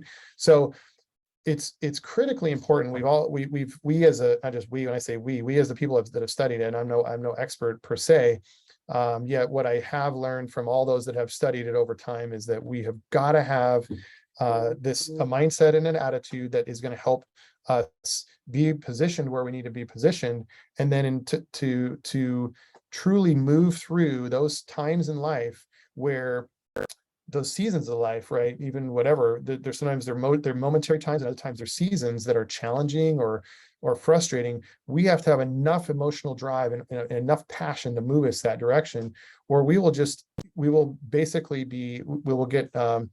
get knocked down, and we won't get back up, or we'll find I can't becomes kind of the mantra, not because we wanted to, but because it just feels like that's what we're left with. And so finding what's really important to you deep down is going to drive you to those things. Just the same way that, for example, you guys have all kind of thought of this or heard of this example where, or I mean, you hear people talk about it where, the kid, somebody has their little kid, runs out in the street, and they, I mean, there's been stories, frankly, of this where, the kid gets hit by a car, and the mom runs out there and lifts the car off the kid. And it's like, they've studied stuff like that, and it seems on the surface impossible, but as they've studied and they've realized that we as human beings use a fraction of our brain power, a fraction of our muscular power, when it comes down to like, there's high enough motivation to overcome an obstacle. I mean, you can't do anything yet, but obstacles that seem insurmountable, when there's enough emotional drive to overcome it, you overcome it. And there's been numerous times where people have made it so far, or have gotten out of the desert, or have made it out of being out in a snowstorm, or wherever, that the odds were stacked against them, and yet they were able to have enough why behind whatever that why was for them, that they're able to overcome that. I'm telling you guys right now, in real estate, as with other parts of life, but particularly in real estate, you're going to be faced with challenges. There are going to be times when you're like, you're not you're not feeling good about the relationship, like Haley mentioned, a friend, or and it certainly happened to me, where you feel you take this business, it's easy to take it very personally.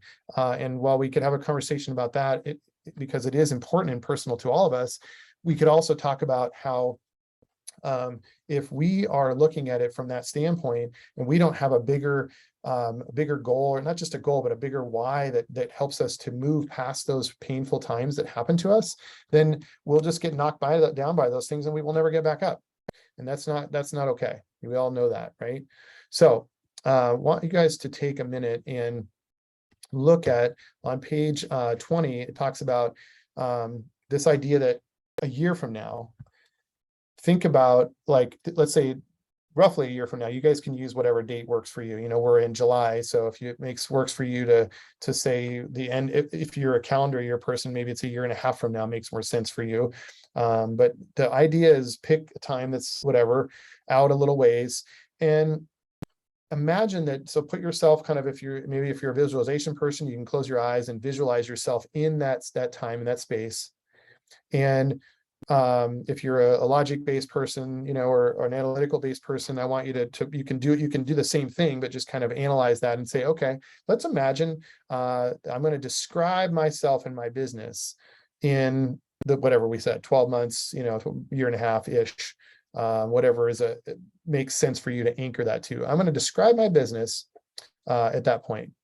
So you're going to say, okay, this is what's going on. This is how I feel. This is what's happening with my goals or my numbers, whatever that is, right?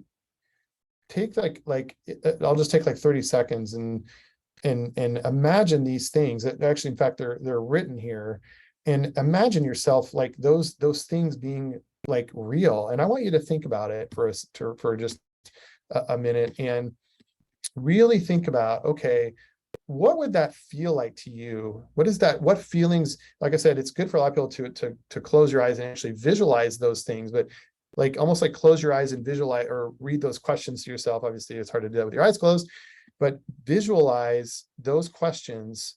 Maybe read it and then close your eyes again and visualize, internalize those feelings that you're having when all those things are happening for you, and just allow yourself to feel and or engage in what that is. Again, for your analyticals, just like be painting a picture of what that is for you. And then just take like 30 seconds, think through that, and then we'll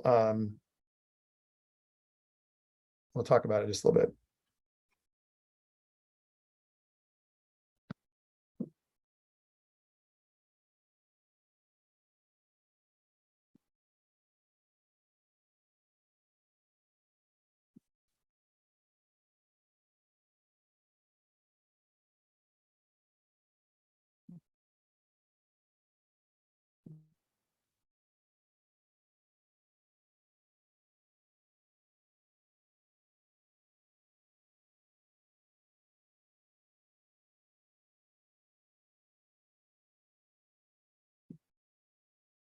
Okay, so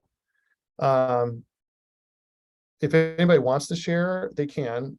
The goal here, though, is really that you look at the questions on page 21, and you're answering those things for yourself. You're saying, and what I would honestly, truly encourage you guys to do, if you're willing to commit to it, I would like all of you guys to commit to taking all those thoughts you just had, and I want you to actually take time, take like whatever it is, 10 minutes, 30 minutes after our class or within the next few days. I would say how about by the end of the week, by the end of the weekend, maybe for some of us. And I want you to fill in this section here on page 21, where it asks these questions: what's your drive, motivation, the why, the goal, why'd you get into this? I want you to this is all for you, right? And yet what I will say is you're welcome to share them with me, and I would be happy to talk through them with you personally. Even if you're not from my market center, you could work with your coach on it, or if you just feel like you want to have that conversation with me as well, don't hesitate I'm happy to talk through this. I'm passionate about this subject. So if what I want you to do is take the time to answer these questions, because here's the thing. you understanding this about yourself and the future of yourself is when we're working on something in 6 months from now or 3 months from now, and the going gets tough, we're gonna refer back to this, you're gonna refer back to this for yourself, and you're gonna say, you know what? I told myself that here's how my life's gonna be better and change in these ways because of my business. And so, you know what? I'm gonna have to just suck it up and make it happen here today, or whatever that is, Um, and or this is feels like too hard for me. And then you're gonna say, well, wait a second. I I told myself and I committed to how I felt, a year and a half from now, and I feel that these areas of my life are better and these doors are open to me, and things about my life have improved. Those feelings that you're having in those moments is what you want to describe in these questions on page 21. So I'm asking you to commit to that for your own sake, and then as you go into the next section, you could summarize your big why. And again, if you want to share that with me, I'm happy to. It's completely up to you. Share that with I would hope you at least share it with your coach, because that's key. I'll stick, just in case I don't remember it later for some reason. I'll stick my information in the chat for you. But like I said, even if I'm not your coach, happy to help. And this is just a super critical component here. If you think about other areas of your life where you have been, where you've needed to get through something hard. And for some of the younger people in the group, sometimes there's not too many of those in your life. For those of us that have been around a little longer, invariably there is some way, there is something that we had to really trudge through, or some hard thing that happened in our life that we had to just decide, you know what, I'm gonna get to the other side here. And there's something drove us in that, and there's just really no way to substitute that.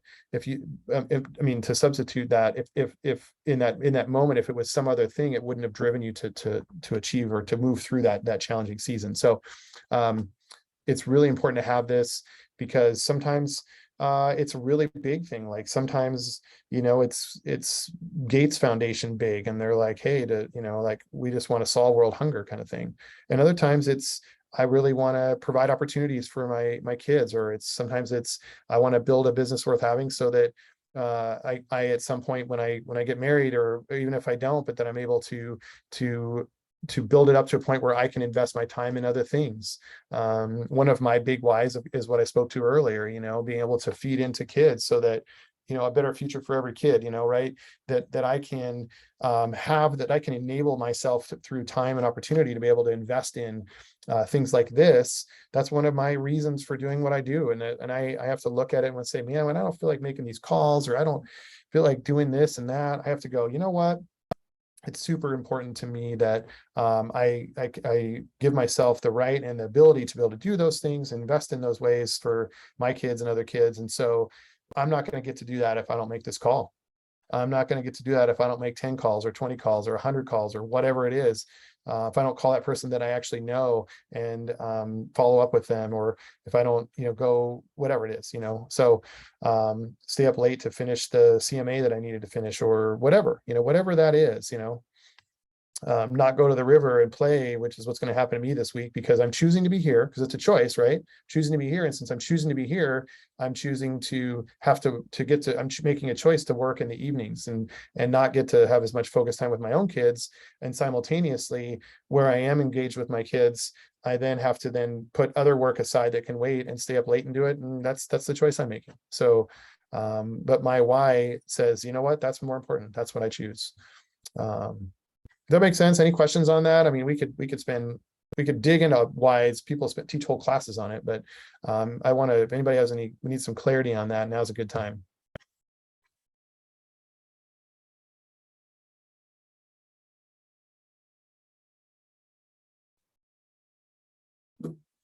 Good. I've either bored you guys to death, or I'm teaching you really well. So I don't know which. I'm going to choose to think it's the latter. Ethan, tell me if I'm just boring you to death. I mean, I'm happy to. I think you're teaching really well. Well, thank you. I'm not bored. Okay, good. Let's jump into the most exciting part of this whole class, and that's totally me. Not, I'm just actually joking about that. So, your monetary goal.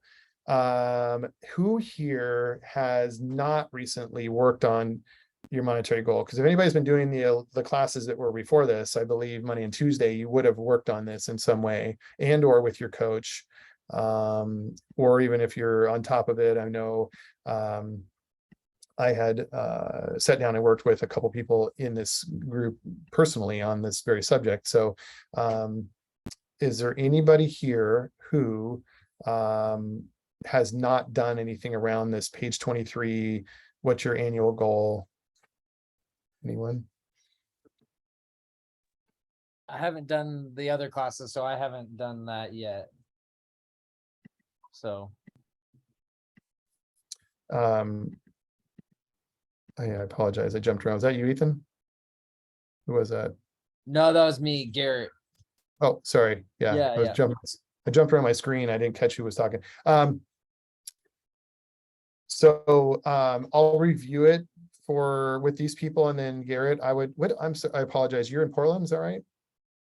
Or Yes, did you I'm in Portland. I'm under the Sunset Corridor.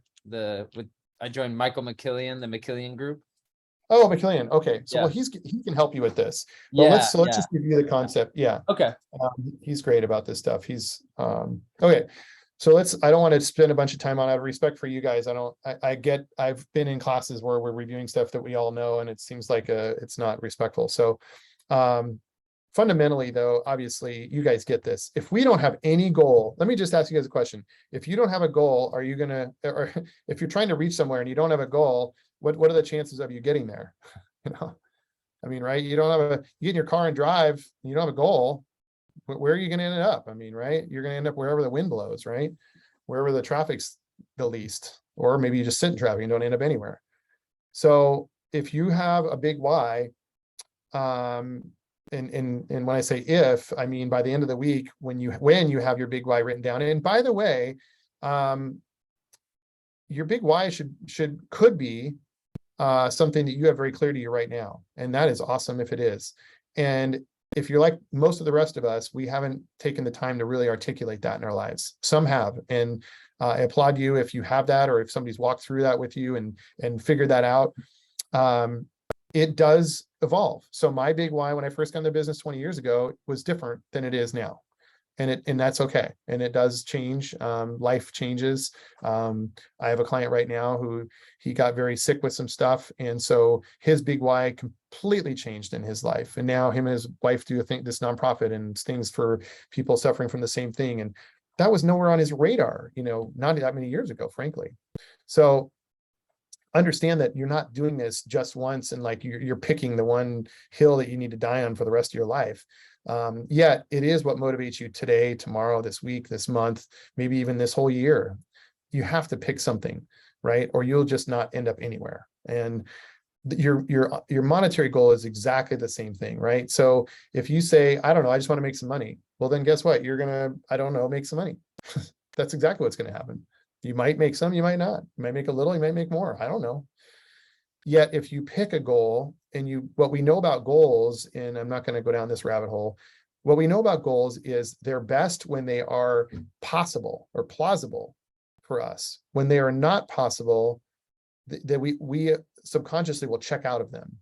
If we say, if we have never made $200,000 net in a year ever in our life, then that's not to say you shouldn't have that goal, but you should have alongside of that goal how to change your mindset around what it means to have that kind of money coming in. Because I can tell you right now, from all the studies that have been done, you will either self-sabotage yourself on the way to that journey because you won't know what to do with yourself when you start making that much money, or B, it will ruin your life in some other way, and you will again not be where you want to be financially. So pick a goal that is plausible. Not to say you wouldn't exceed it, not to say you wouldn't level up and figure out what you need to figure out. All that stuff is totally fine. But don't say like, I want to make $1 million my first year, Well, there are rookies out there that have made hundreds of thousands in their very first year. And yet what we do know about the things that they've done and some of the tools and things that they've implemented, whatever, 100,000 people out of one, they're like, maybe more than that. The odds are so low against you actually making that happen that's why it's almost a 1 in a million person that actually does that. So find something that says, yeah, this is a stretch thing for me, yet it is possible given the time. This is the other one, by the way. Given the time and energy you have to commit. So if you are dual careering it, I don't want you coming in this saying, yeah, I'm going to work 60 hours of work in real estate. And oh, by the way, I also work a 40-hour week job. I'm like, no, sorry, unrealistic, not going to happen. Now, is it okay to do that if you end up doing that? Totally great. But let's be honest, like if you're working a hard 40-hour week job and then you're trying to get off work and trying to work another so many hours and make calls, are you going to be on 100% of the time? No, you're not. So let's have this be something that makes sense for you, given the time and energy and whatever that you're willing to invest. So just for sake of this, and we'll move on, average sales price, these are convenient numbers, right? We all know that, I don't know your market area, but first of all, use your market area. Second of all, consider the people that you know currently, that you tend to know. One way to figure out what your average sale price might be when you're new in the business is think about most of the people that you know. If you're really young, that's probably not the best, but generally speaking, think about people you know or that you associate with might be another way to look at it. And I'm like, this is like super generalization, but if you literally had nothing else to go on, to say, well, okay, most people I know kind of fall in this general area. They all tend to live in houses that are around 400,000 to 600,000 ish, and and there's a few outliers. I know a guy that has a $2 million house, and I know some people live in cheap condos. Fine, okay, whatever. But just figure out where that lands and say, okay, I might end up somewhere in there, because that's the natural first place that most people go, is the people they know and that they start to work with. So that might not be a bad general sale price to work with, and then work through those. So I won't go through this from here. That's all just math. Page 24. Just what we'll do is use those numbers that are applicable to your own business, that make sense for your own business, and then page 25. Look at those. You just run the math. And if you haven't, I would just say make sure you do it, and we're going to do it. You're going to do it with your coach. I'm going to do it with my people if we haven't already. And it's going to be something that will evolve, and that's fine. And it'll inform your activities, because really the reality is when you speak, you need water. Reality is that if you're going to commit to activities, what activities you do are informed by where you want to go. Right. So where your car, you all know this. We choose goals and we choose activities for all sorts of things. I want to leave the house with clothes on, smelling good. Well, you chose to get up, you chose to brush your teeth, you chose to take a shower, you chose to comb your hair, you chose to put clothes on. Like all those little activities is what it took to get to you getting out to your car to leave. And we take those things for granted, yet it's the exact same thing. It's the daily habits that we do that we're going to call lead generation here for this part of your life. And yet you do these types of things for everything, for other areas of your life already. And all you need to do truly is just make lead generation a habit that you do, just like getting out of bed, brushing your teeth. Pick activities that are going to get you to your goal financially, that's going to allow you to basically to live out your big why, to inform that big why. So just reminder that your daily lead generation, and the reason this is important, by the way, is there's a fundamental reason why this is important. Is anybody here familiar with the idea of, or the word habit? Does anybody here not know what habit means? Right? Does anybody truly not know what the word habit means? I'm hoping nobody. I won't shame you if you speak up, but then again, I may. A habit, you all know what a habit is, okay? Did you know that habits to not do thing is also a habit? The habit to choose to avoid something, the choice to avoid things over and over again, or any anything we do over and over again is actually a habit. And even if we like, we don't, oh, that's not a habit. I don't do that. But then you are habitually not doing something, that's actually a habit in and of itself, right? And mindset or thoughts around things is a really common habit. So habits are something we get to choose to put in place. And sometimes they take, it takes time to restore them. And there's different types of habits, takes different time. There's different numbers people throw around. Oh, 21 days, make a habit and all these things. I don't know. I'm not going to sidebar on that because there's different schools of thoughts on the different types of habits you're trying to build and why, and that informs what it takes to make new habits, to break habits. But there's a book called Tiny Habits if you're into and understanding the value of habits. If you're more honestly into the study of it, grab that book and thumb through it. But the idea is, if you are gonna connect with people, generate leads, do those things, if you just pick it up every so often and then put it down and don't do it and then pick it up again another time, number one, you don't build the consistency in that.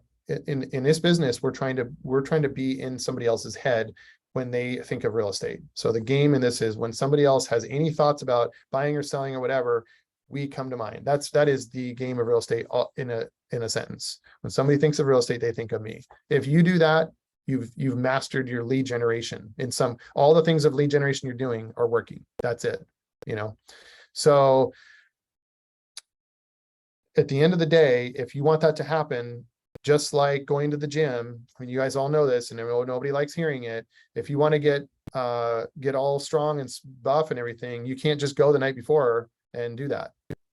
And the same thing is true of relationships. Does everybody know? I mean, is everybody aware that if you want to be in relationship with somebody, whether it's a significant other, a friend, an acquaintance, anybody, if you want to have any sense of relationship, you can't pick it up once or twice ever and never and drop it and never do anything about it. It doesn't work.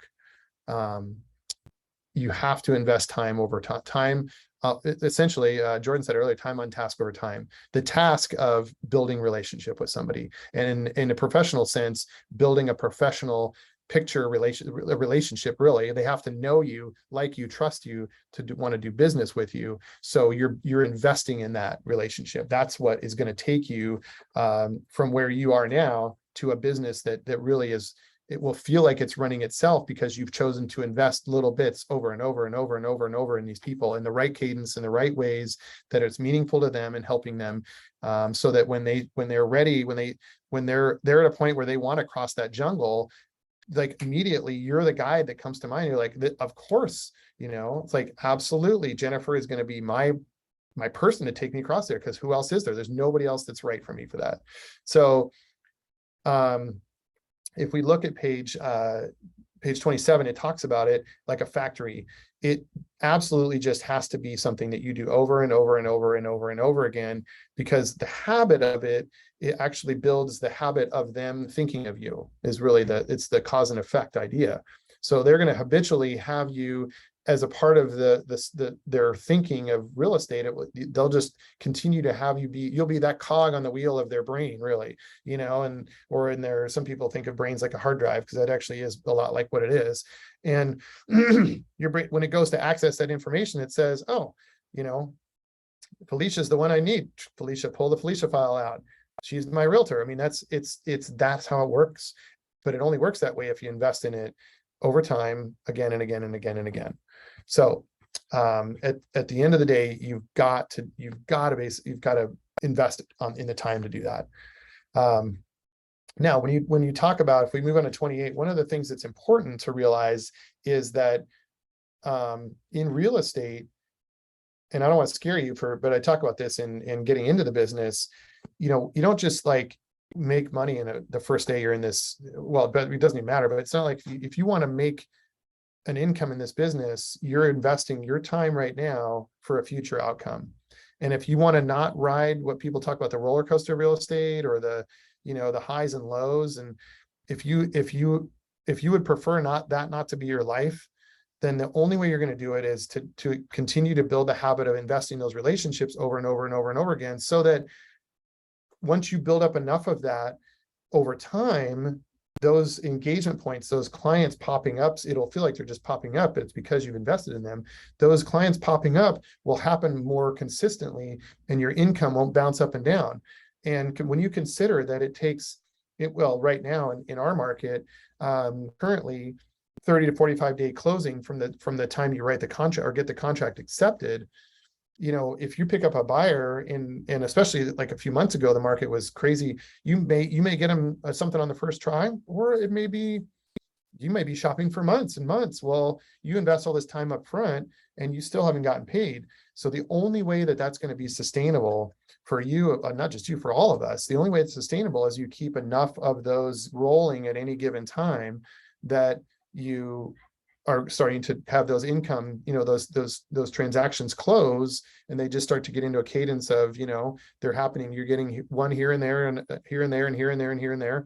But you only get that, that only happens when you've been investing in those relationships and in building up to where you have those, what they call at bats, you know, the opportunity to get at bat and get an opportunity to list a house, an opportunity to work with a buyer. You don't get those at bats if you're not investing in those relationships. So if you're not investing in those relationships, you could be, I mean, talks about here 30, 60 days. It could be, you know, it could be 6 months before you see a buyer, because you're just sitting around waiting for somebody to come to you, and you would be lucky to get a paycheck once or twice a year.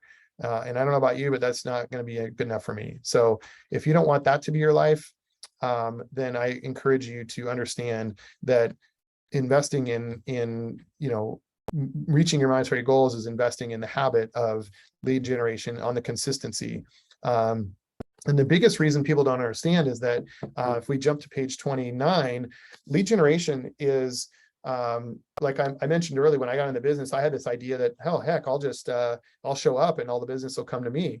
Well, the truth is that's not how it works. And that's not how the psychology of people work. So truly hearing about somebody maybe thinking about selling their house or maybe buying a house, that's this funnel idea. It's now, we can talk, I do talk more in depth about the funnel with my coaching clients, and it's not the same for everybody in every way, yet it is always a funnel.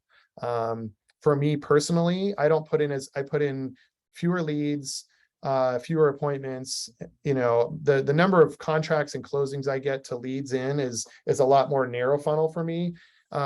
Yet if I wanted to grow my business more and not do some of the things I'm doing, I would need to broaden that out, because at some point, even though like currently my leads, like the number of times, when I say the ratio of leads I've gotten in to close contracts is pretty high. Especially if you get to, for me, if I get to an agreement, I would say my agreements to closings are really, really high, because the way I run my business and what it would take for me to write an agreement for somebody. But appointments to closings is pretty good. Like there's very few that I go out on appointments that I don't end up at some point, you know, in a contract with. I mean, that happens, but but when you start out in this business, you have to see it as a really wide funnel, and an intentional funnel, but it's gonna take a lot more leads. If you want to have one contract close, you got to figure you're probably going on 4. I would tell you right now, and as a new agent, and this is just kind of an off the cuff answer, if you're thinking I need one closing, you got to be figuring you're going on probably 4 appointments to get that one closing. And it could end up being more than 4, but you got to figure about 4 times you meet with somebody thinking that you're going to, hey, this person's going to sell their house with me. This person's going to sell their house with me. And then they don't. And then you go to another appointment, and then they don't. And then you go to the next one, and then they do. Great. And then the next one, and then they don't. You know, it could be 4 or 5 to 1 for you when you're starting out in this business. And even when you're not starting out in this business, if you've not built the systems that allow for you to have a much more consistent, basically, predictability of once, if you go on the appointment, you deliver the information, you basically convert most of the people, if not nearly all of them that are convertible. Because even out of that, by the way, so for me, I go on appointments and I decide, well, we're not going to sell your house. Like I had an appointment, a virtual appointment with somebody last night, and we decided that it doesn't make sense to sell their house. They're going to keep it as a rental. So that was an appointment. That was a lead and an appointment that I'm choosing not to take into a contract because it doesn't make sense for their life. So that's a choice, but still that counts as one more appointment I went on that didn't turn into a closing. So remember, you're going to have those as well. So you want to be thinking about for you guys, think 4 or 5 to 1. If every closing, you got to be going on an appointment, not a lead, an actual appointment. So be thinking about that. And as you are thinking about that, know that like if you're not building that habitual, like I was talking about earlier, that habit of getting yourself in their mindset so that they habitually think of you. If you're not doing that, your opportunities to have them call you or have somebody say, hey, I know somebody, those are going to be harder to come by, and it's going to be a lot harder to get to the number of, because if you work that backwards and realize, well, shoot, if I'm like 4 appointments to 1 contract, well, then I need, because, you know, statistically, maybe even like 8 leads for 4 appointments. Well, shoot, you know, that's a lot, you know, like that's 8 times I heard about a possibility of somebody selling their house. That's not 8 people out in the world. That's the bigger part of the funnel. The top of the funnel is ultimately the whole entire world, right? Who you choose to put in and how is going to turn into an actual lead, which is then turning into an appointment, which then they write up an agreement and then a contract. And then of those they close, you know, and some people don't close for some reason or another, but that's a whole nother class. So what I want to jump into now is, or actually, no, I actually want to stop right there and ask if you have any questions, because that whole lead generation funnel and habits around reaching your goals is an important aspect. And I wanted to, if anybody has any questions or wants to expand on that, I want to take a minute to do that, because I think that's really an important part of this class. Is there anything anybody wants to unpack on that or talk about more?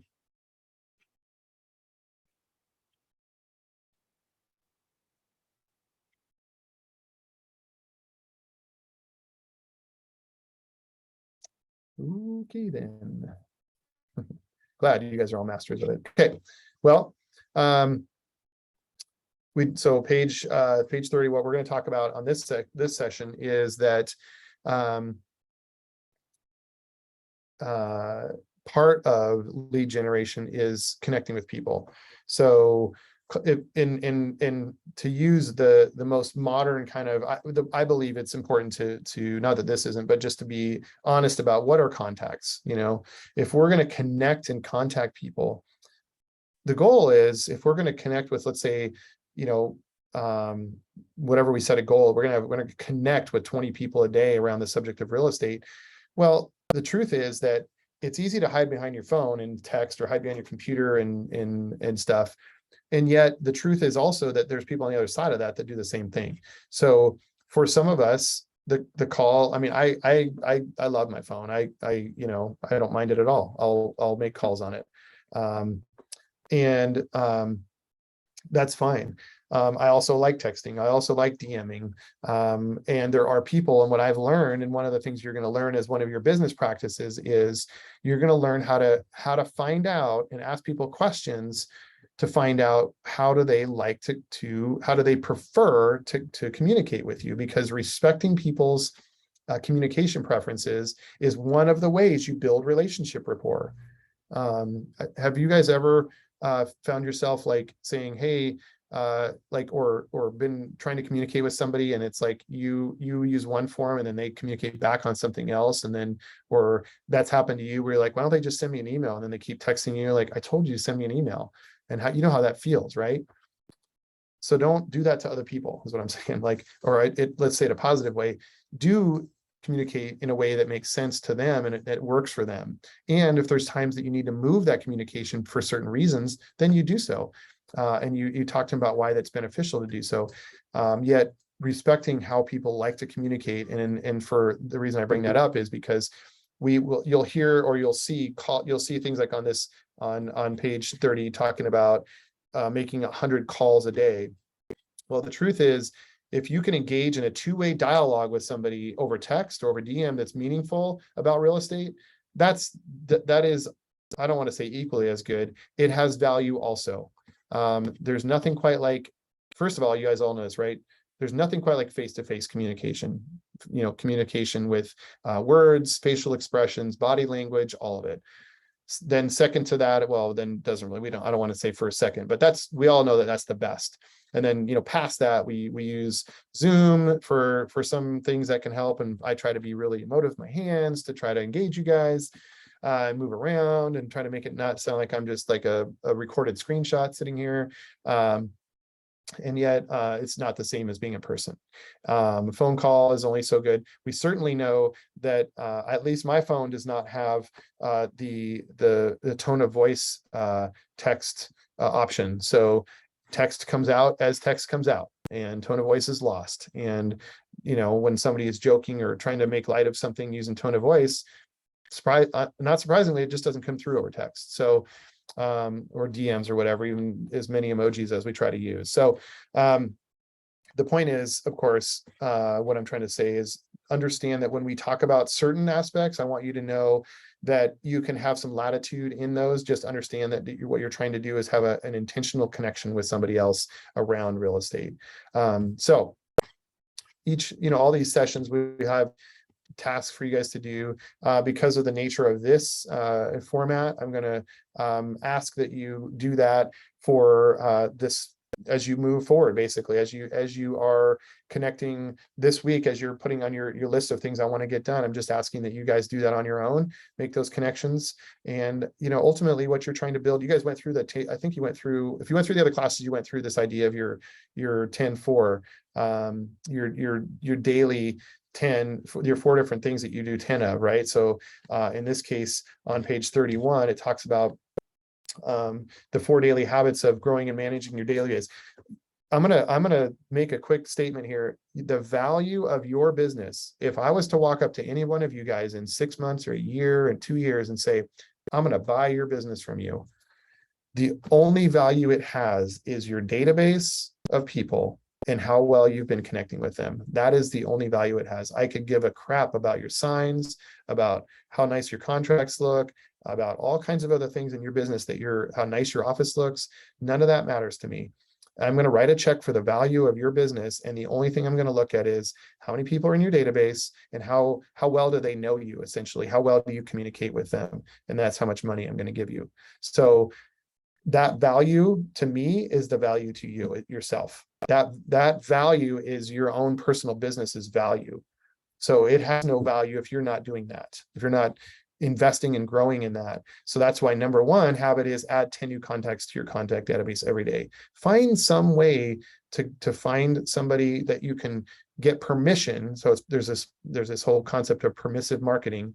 Find a way to get permission. I can give you scripts on that another time of how to get people into your database. Would you mind if I keep in touch? Would you mind if I send you this? I like to send out a market analysis twice a year. Would you be offended if I sent you a market analysis once a year for your house? I don't know. There's different ways you can do that. And then people say, oh, sure, that's fine. Here's my info.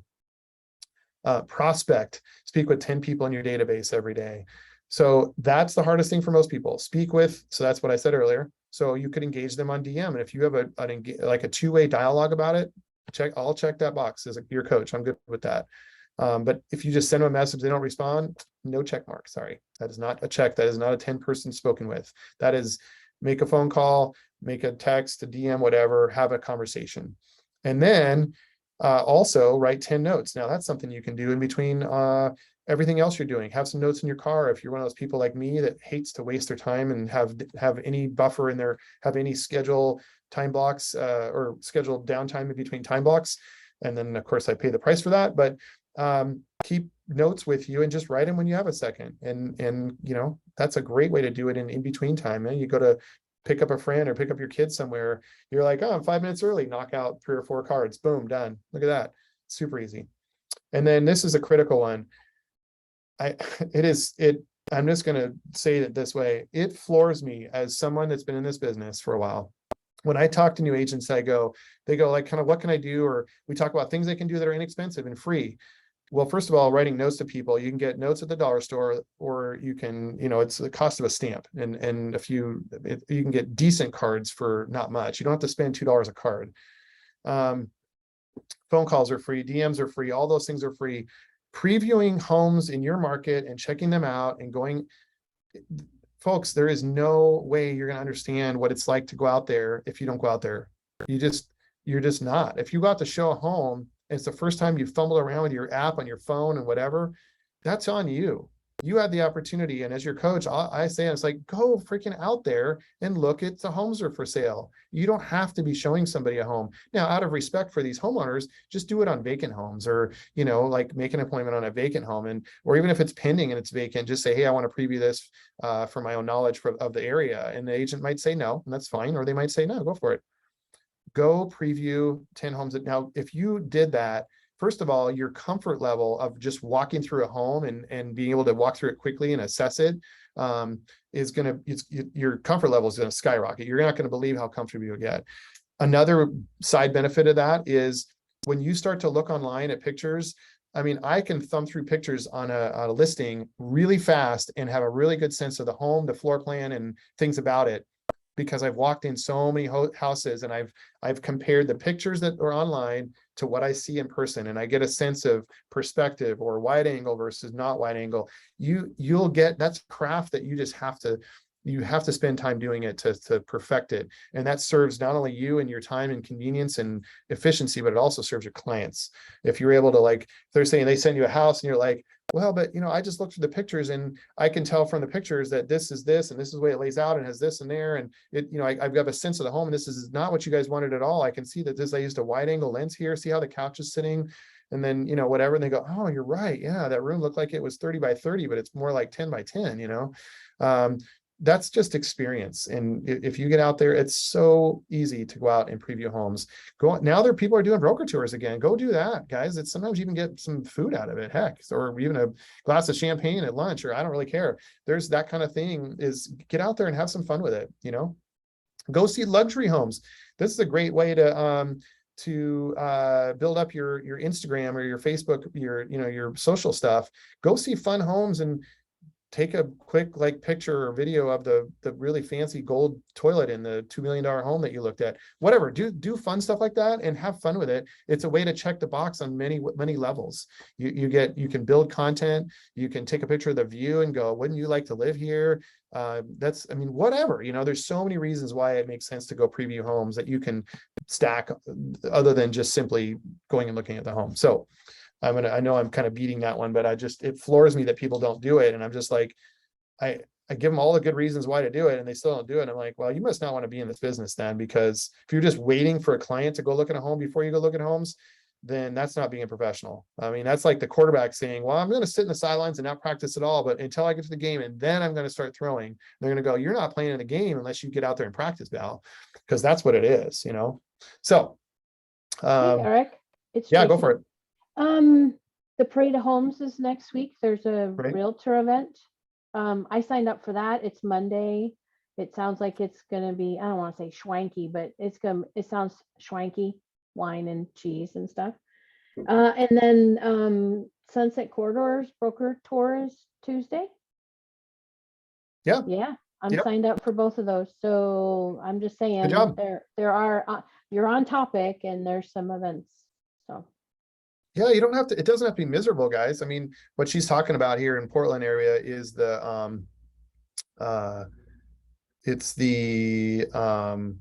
not the Parade of Homes. It's actually the, I forgot what it is. was something in Newburgh. Yeah, it's the Street of sorry, Dreams. well, it's not Is very, that- Street of no, Dreams. it- Yes, Street of Yeah, Dreams. it says Street of Dreams. Yeah. Street of Dreams. Yeah, and it's kind of funky this year. Yeah. But you know, it's fine. You know, It's better than it's been in the last couple of years. Let's just say that. yeah, I mean, it's fine. Eric, I would have to attest that you're absolutely right about going and using the Supra app to unlock doors. Oh yeah, isn't that fun? It It's threw me so off. easy. I had to have the listing agent come out and help me with it, which was really exciting. But Oh. she was a family friend, so it worked out fine. A little And embarrassing. imagine if you were standing there with your clients, your first clients, how great you'd feel being all was. stuck like that. Oh, see, there you go. Yeah, awesome. Yeah.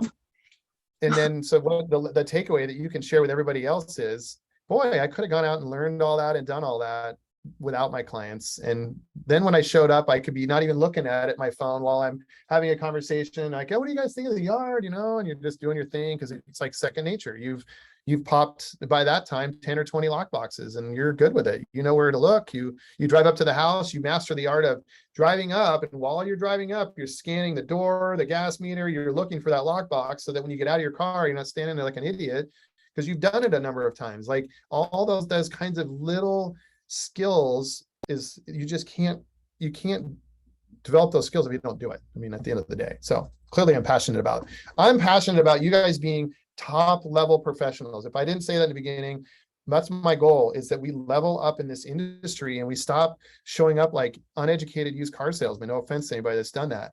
But that's the thing, even in that industry, there are people who are good professional car salesmen, and then there are a lot of hacks.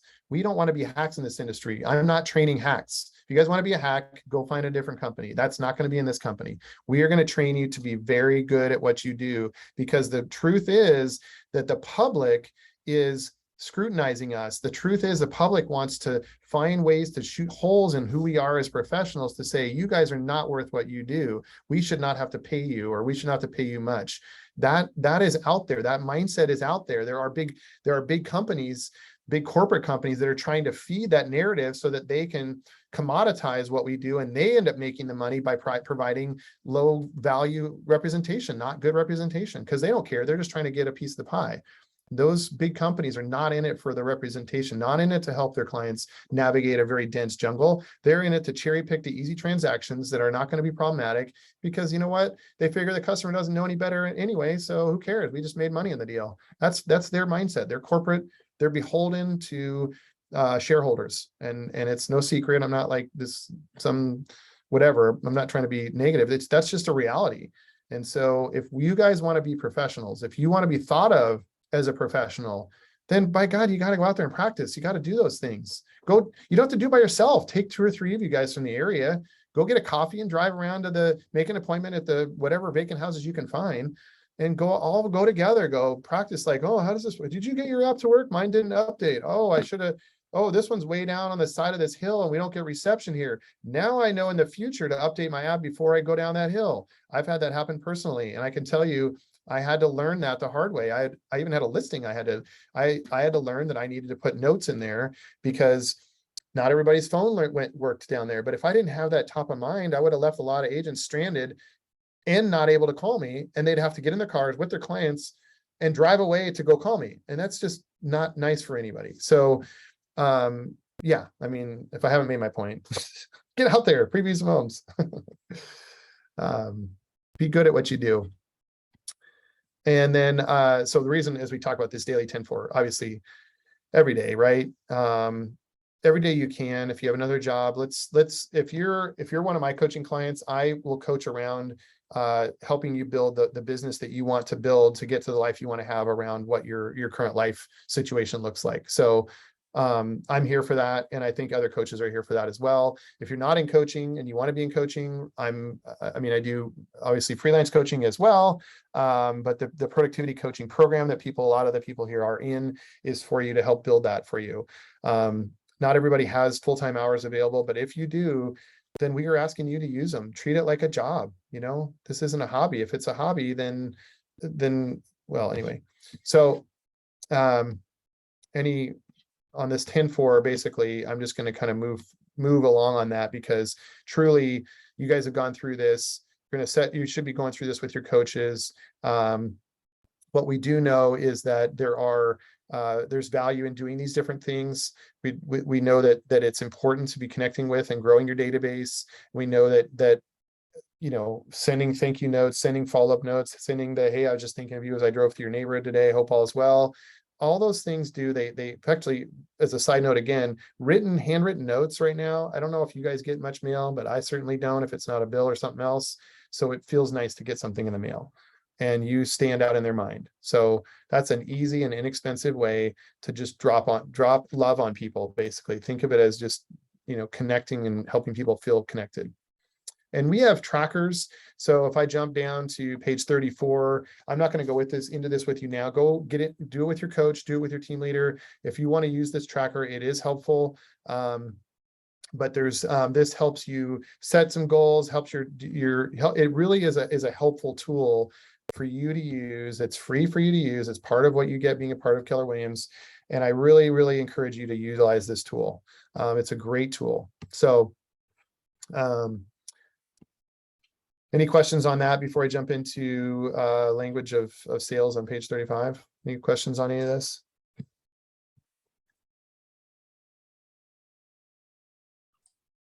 No, sir. Okay. One of my favorite parts of this is this section here. And the reason is that we all have the opportunity to become a have a superpower, basically.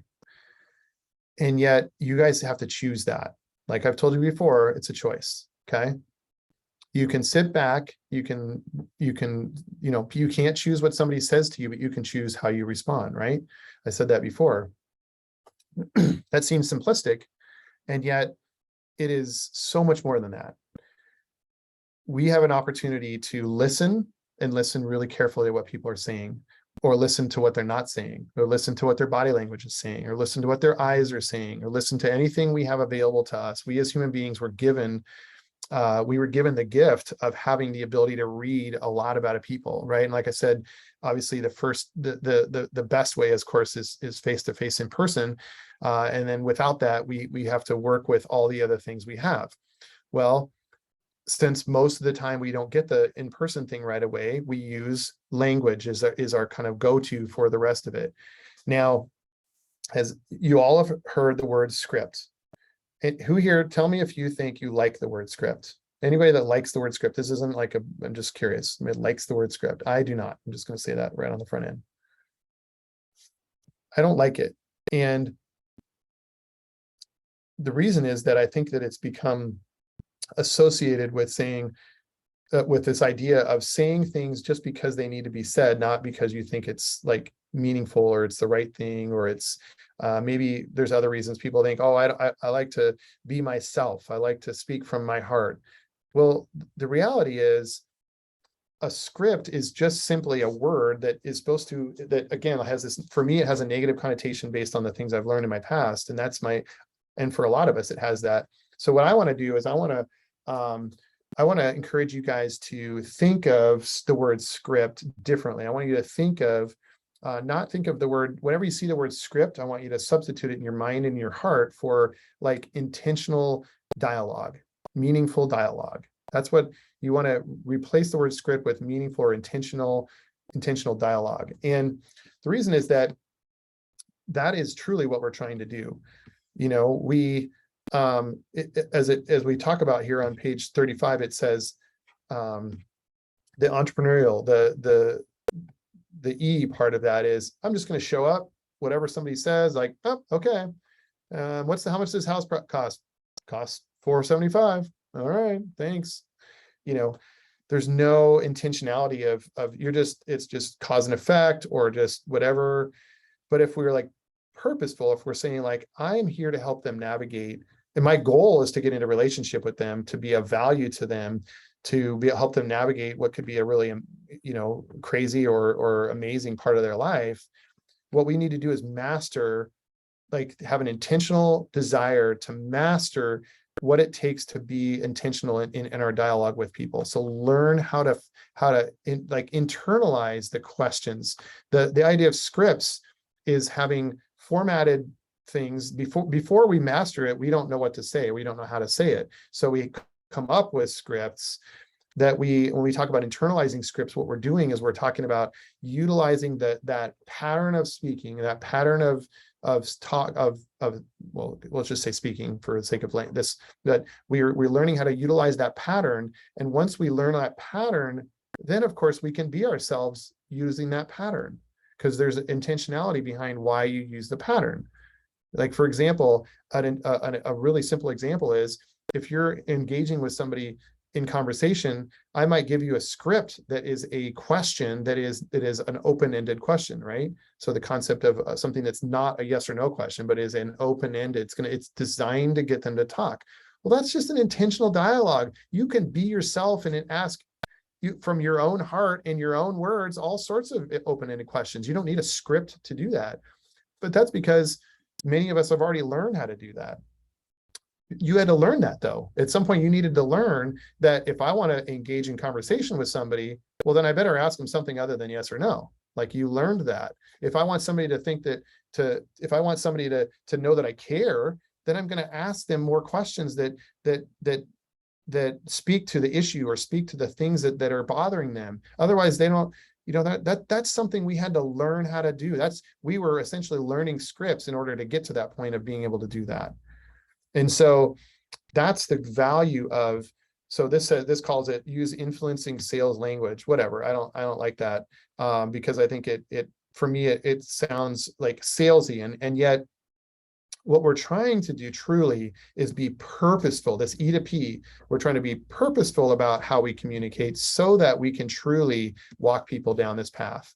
So again, if we jump to the next page here, on page 36, we say purpose of scripts. So the purpose of intentional dialogues is 100% customer oriented, and the benefits of customer throughout it. So we're using intentional dialogues, scripts. We're using intentional dialogues that are intended then to we're intending to put basically our intention is, how can I get to know this person? How can I find out where they're at? How can I if I was to give you scripts, intentional dialogues for a buyer, like an appointment with a buyer, we call it a consultation with a buyer. You're consulting with them about this purchase.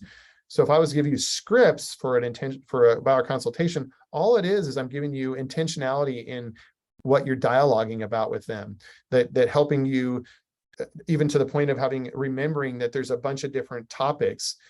Like if I give you questions, and I've coached this before, and then I have people just reading the questions like, no, those are supposed to simply be like, that's where scripts aren't useful. Where they're useful is if you look at it and go, oh, this is a question that's supposed to lead to another question.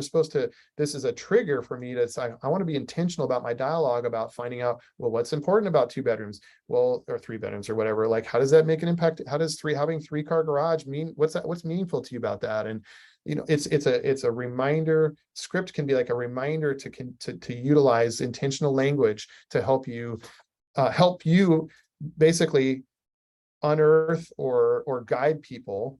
It's because it's totally customer oriented. It is oriented around them, not you. A script becomes a script, literally just a script, when you make it all about you and delivering what you're planning to deliver. I had a guy call me yesterday, and he was clearly reading scripts on the sales call, and I was trying to be nice and let him finish his thing, but he was not listening to the responses I was getting. He was continuing on with his scripts and not listening to my answers. If he listened to my answers, he could have redirected. If he was actually using intentional dialogues and using them the way that I'm hoping that you guys will use them, then he would have been 100% customer oriented and would have been looking to connect the benefits of what he's talking about to me and what I need. And if he'd listened to me for a second, he would have found out a lot more, and he could have had a lot better conversation with me and had me not just hang up on him, because I was like, this guy's not listening to anything I'm saying. This is horrible sales. This is scripts. You don't want to do that, So really having the idea of intentional dialogue is critical to you. Basically having success with leading people and helping them figure out where they want to go and leading to where they want to be, finding out what's important to them, all of that. So again, substitute the word intentional dialogues and then take that idea and let your heart really embrace. That's what the benefit of it is. If we jump to page 38, it talks about the benefits of having intentional dialogues. Is that they give us, one of the obvious benefits is once we know this, we feel confident. We feel like, man, I know, like right now, I am 100% confident to sit down with any buyer and have a consultation. And the reason is I practiced it, and my heart is in such a place of like, how can I ask questions to really understand this person? Like, and yet even with that, I still use, like, we call it a questionnaire. You could call it scripts, but I use a basic questionnaire to remind me not to, if I get lost talking to them and get all excited about whatever that they're telling me about, and that they want, room for their llamas. And I feel like, and we get off topic, and then I forget to ask them some other questions. My scripts, but some people might call it that, or just really my checklist is really what I use, is just there to help me stay on, oh yeah, it's important that I find out that information from them, rather than it's not that it's about important. It's not important for me to say what's on the page. It's important for me to talk to them about that topic. Now, when you're learning it, there are times when you will use the stuff word for word, because you will find that you need to reprogram how you communicate. There are many times, and this is in the mindset around scripts, people say that, what are their limiting beliefs around scripts? A lot of people I talk to, and I was just going to ask you guys, but out of respect for time for you guys, I think you're all going to answer the same thing. A limited belief is that, well, that's not me. It's not how I talk. It's not how I feel. It's not whatever. And I'll just head that one right off on the front end and say, the truth is, it isn't about you. It's about them. And the truth is that unless you've already learned the skill, like I talked about earlier, if you've learned that in our lives, we learn the skill of how to be in relationship with somebody, or ask them about, like they talk about, oh, I had a really hard day. We had to learn the skill somewhere in our life to say, oh, what happened? Have empathy. We had to learn that skill. And by the way, if you haven't learned it, you better learn it.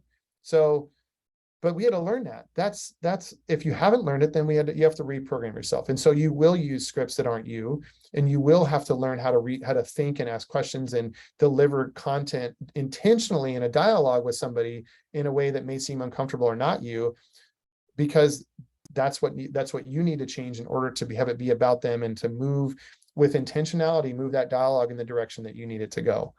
Does that make sense? Any questions on that so far? Or any comments around limiting beliefs or negative? I'm not going to beat you up over it, because you know what, I've got negative thoughts about it myself, clearly, because I'm all fired up about it, because I think scripts it's a bad name, and yet it's so critically important that we are intentional in how we communicate with people.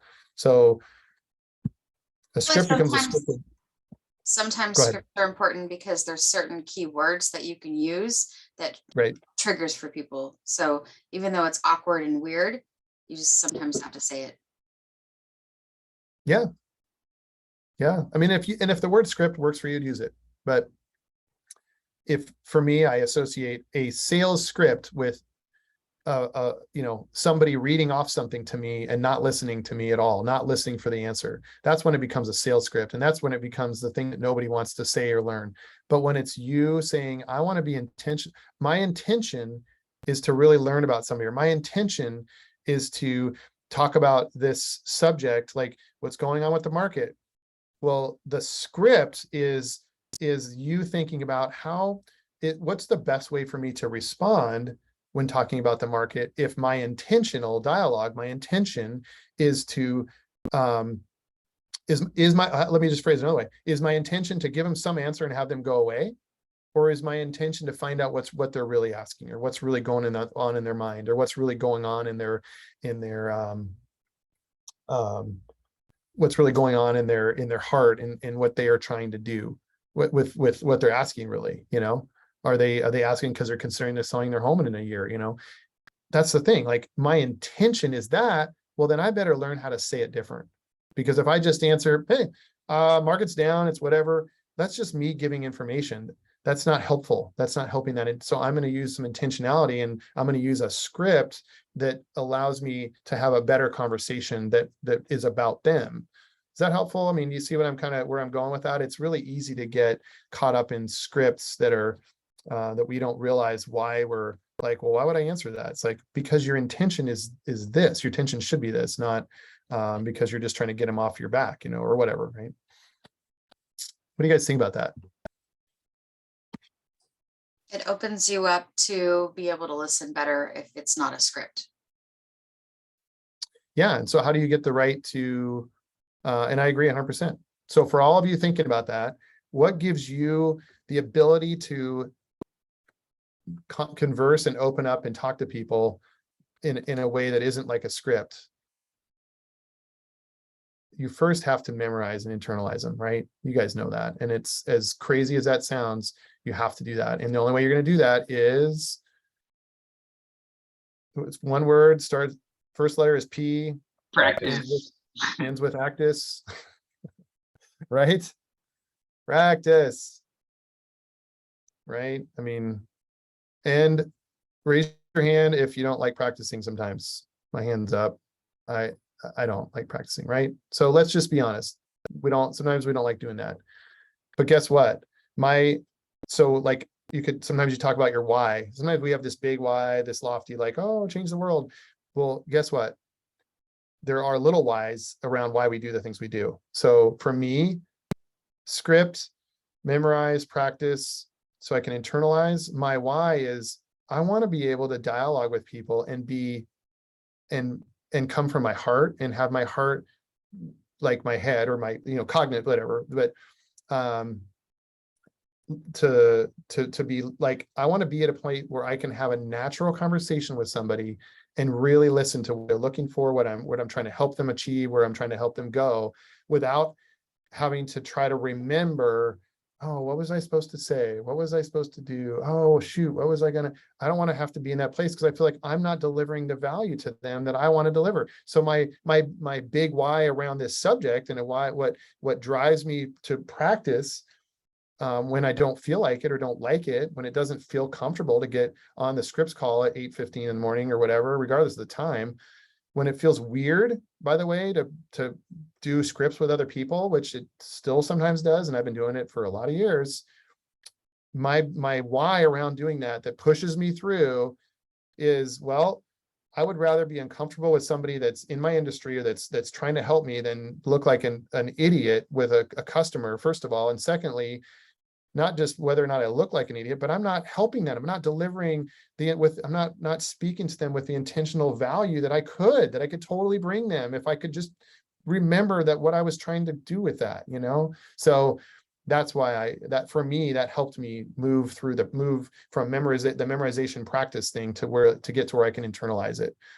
When I feel like when I end up in a dialogue with somebody, like a conversation just naturally, and I'm like, oh, crap, like I know there's like a dialogue routine to get to what I'm trying to get to with these people, and I forgot it. I'm like kicking myself because I'm like, I got to practice that some more apparently, because I'm blanking on it. Like I have not internalized it enough, So anyway, I don't know if that encourages you guys or what, but I just wanted to, just let you know it happens to the best of us. And find your why around practicing it. If you care about having good, honest conversations with people and digging deep, then it gets a lot easier to practice because you're not going to get there without practicing. That's the reality. Any questions on that? I mean, we can talk about the memorization steps. I mean, this is kind of the same as other things. How did you memorize your script and your line in your play at school, or how did you, whatever, right? How do you memorize something for the test to pass your real estate exam, right? There's all these habits, but you can read it. You can obviously read, repeat, read, say, write. There's a lot of things you can do. But at the end of the day, you're going to just have to say it, and you have to say it out loud. You're going to have to look at your facial expression. You can do it in the mirror. A really great way to do it is honestly, if you can do it, a great way to do it is with your headphones, if you're doing it with somebody else on the phone, and looking at yourself in the mirror and seeing how you, and Zoom has been interesting, right? Because you can see yourself. But what's interesting is if you see yourself, and they talk about if you want to level up your phone call game, people talk about standing up because you get better energy when you're standing. People have mirrors in front of them. They see, am I looking like I'm depressed in this phone call, or am I smiling? And they remind themselves that all of that stuff comes through verbally, even when people can't see you. So do that. And when you say these intentional dialogues over and over again, the habit of smiling while you do them, the habit of seeing yourself in a positive way while saying that, the habit of smiling when they respond to you, all those habits that you're building, those habits then become how you do it when you just fall into it, and it's just funny, like the habit of certain words you use. I mean, there's a lot of habits you already have, and you're going to have to undo. Like, I don't know how many people here use the word but.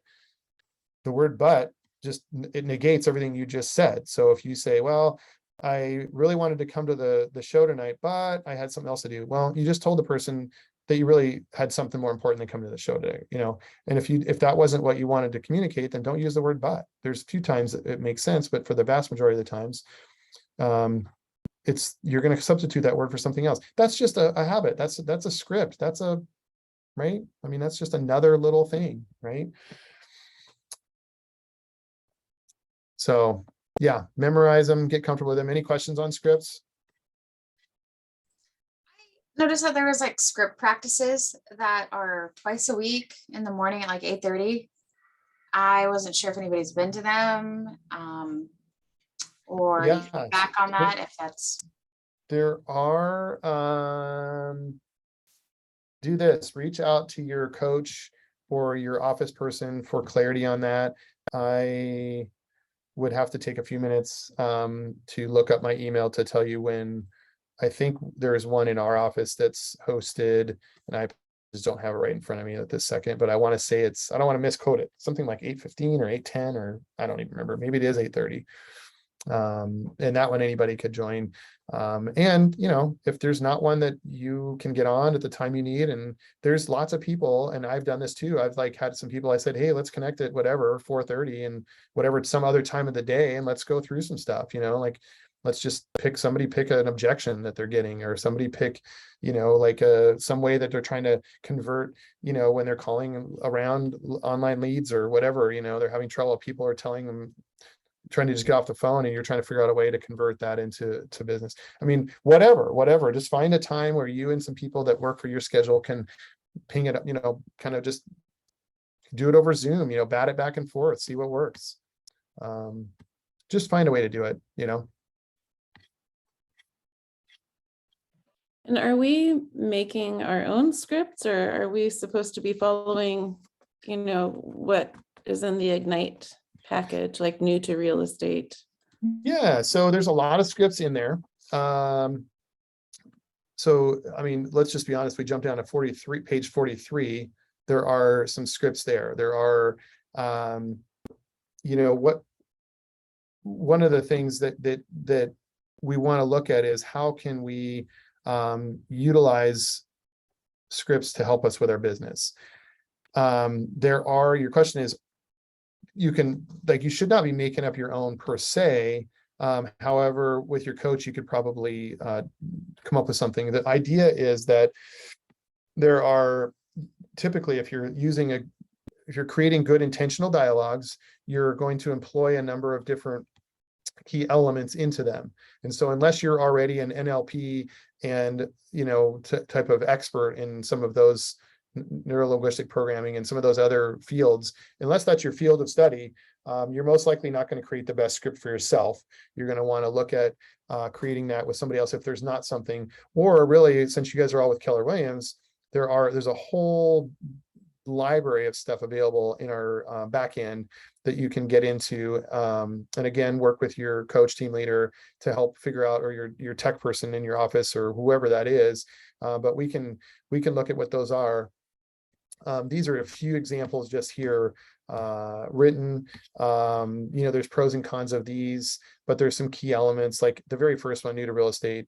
I mean, do I say the word hello? There's that's up to you, but like, you might say, hey, this is Eric, I might say it that way to certain people. But here's a good example. The do you have a moment question is important, because you're validating the fact that you may be calling at somebody at a time that's not good for them. So that's what's called one of those kind of intentional dialogue key elements. The key element is you're taking a minute to respect their time and say, hey, before I start just talking, maybe this isn't a good time for you, right? Like, you're acknowledging that, and you're finding a way to do that in a positive way. So again, you're not saying, well, did I call it a bad time? You could say it that way, but that's a negative phrase. You want to use a positive phrase, right? You say, do you have a moment? And then just take a moment of their, don't take 20 moments of their time, right? Now, do you need to say the rest of it? I'd like to share some exciting news. I don't know. That's up to you. That part of it is less important, but however you would, not introduce yourself, but however you would greet them, I guess. And then taking the intentional part is acknowledging their time, and then just basically that I'd like to share some exciting news is the intentional part of that is you're letting them know why you're calling. So that's basically using that script. I'm kind of breaking that down to help you understand why you're using those things. Now, some people say, I wouldn't say it in that order. I'm like, well, it doesn't matter, because if you want to be better about it, you'd find a way to, maybe they know your voice, you don't have to greet them, just say, hey, what's up? Like, great. Hey, do you have a minute? Like, or do you have a moment? I had a question for you. Okay. So they know it's me. I've acknowledged their time. I let them know I had a question. That's the rhythm. Like, that's being respectful of them. They can say, you know what? I'm sorry. I'm right in the middle of a whatever, something, and I can't talk right now. Great. Do you want to call you back later, or do you want to call me back? What works best for you? Give them choices, right? So that's a rhythm that you're choosing. You're choosing to give them choices rather than saying, I'll call you back later. You could make a statement, or you could give them choices, because people like choices. So that's you're learning, these are intentionalities of how you talk. So you're learning to be respectful. You're learning to give them choices. When you want them to do something, you give them choices. Do you want to meet today at 4 or tomorrow? Are evenings better or daytimes? Okay, daytimes. How is today or better, or it was a weekend? Whatever. You always giving people choices. That's just a habit. It's a pattern of intentional dialogue. The substance of it is less important. It's the learning the habits of it is. So anyway, we could spend hours coming up with specific examples, but my point is I'm just trying to help you see that there are a point to these scripts. And sometimes, even if it doesn't sound like how you would normally say it, relearning how to say things, or relearning how to ask questions, or relearning how to get to an appointment, for example, or saying, like the idea of permissive. People forget this one a lot, but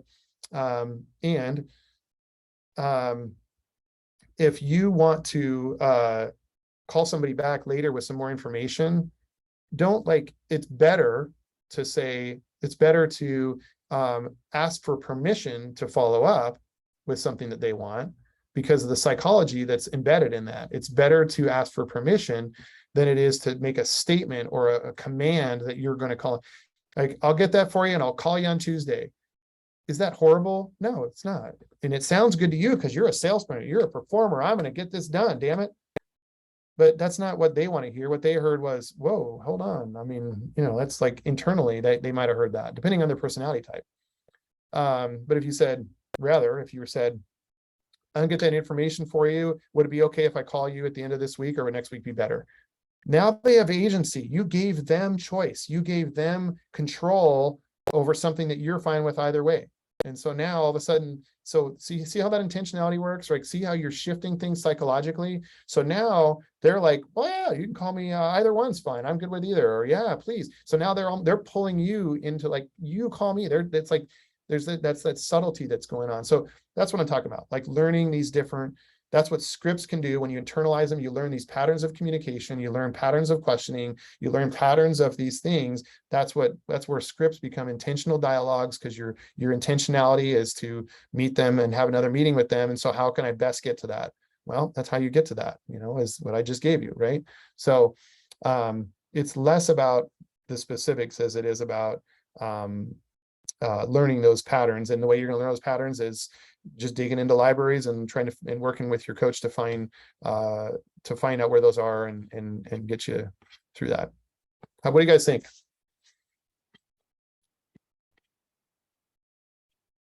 Really, that's where we're at on the end of this is scripts. The last piece is really just being accountable. Honestly, truly, that's what our coaches are here for. I won't spend really any time on that, other than to say, because I said it earlier, we had talked about accountability earlier. So out of respect for you guys, I'm just going to say, look, there are things that are more important than other things. We talked about in the personal perspectives, and truly, at the end of the day, if you want to get to where you want to get to, you're going to have to be accountable, and you're going to have to figure out what are those things that are important, what are those things that aren't.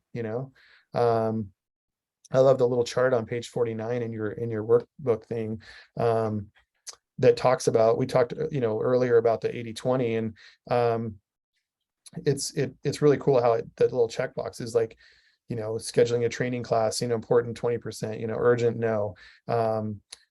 Order new business cards. It's really not urgent or important, even though everybody that gets in this business thinks that's the first thing they need to do, because you have nobody to give them to, almost, like, right? But if you have an opportunity to work with a seller next week, well, that's in your 20% now. But if you don't do it now, it's going to move over to urgent. You guys have probably seen the 4 quadrants in business. It's the urgent, important, or important, not important, urgent, not urgent.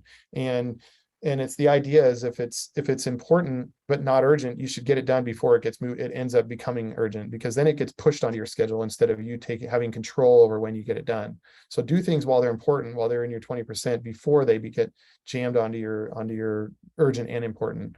Not going to the restroom before you leave the house in the morning, and then you're on a 4-hour drive. Well, at some point, the important thing you didn't do before you left the house is going to become an urgent and important problem.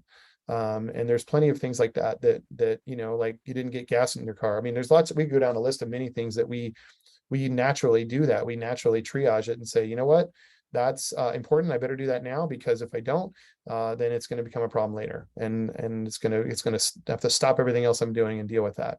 So does that make sense, you guys? It's really just prioritizing your activities. I mean, we could do that, but I would say the prioritizing and calendaring, the best thing to do with that is to sit with your coach and let's dial that in, because it's truly important. But as you go through all these different classes, whether it's Ignite and or the different productivity coaching, what you want to do is you want to be thinking about the different tasks that you're going to be, as you go through these classes, you're going to be adding more and more things to what you needed to do to build your business or prepare your business. And it's, if you're on a full-time schedule, work it out with your coach to figure out how you need to structure your time and time block your time, so that when you can use the ones that are in here, even during, like on page 53. But really, I think it's important to customize it for your life and for where you're at, in order to have the schedule you need and to be accountable to it. It's important to do that. I want to say essentially customize it with as it makes sense for you and your life. Otherwise, it's somebody else's agenda, somebody else's expectations, somebody else's priorities jammed onto your life. Does that make sense? Any questions? I mean, we're at this point, unless there's anything you guys, I mean, it's 4 o'clock, or I guess it's, whatever, 4:02, but I can hang around for a few minutes if you have any questions. Otherwise, I mean, if I missed anything, let me know. Any thoughts, questions? You're free to go if you want to. You don't have to say a thing, but I'd love it if you said some ahas or something you learned today, if you at least be willing to share that.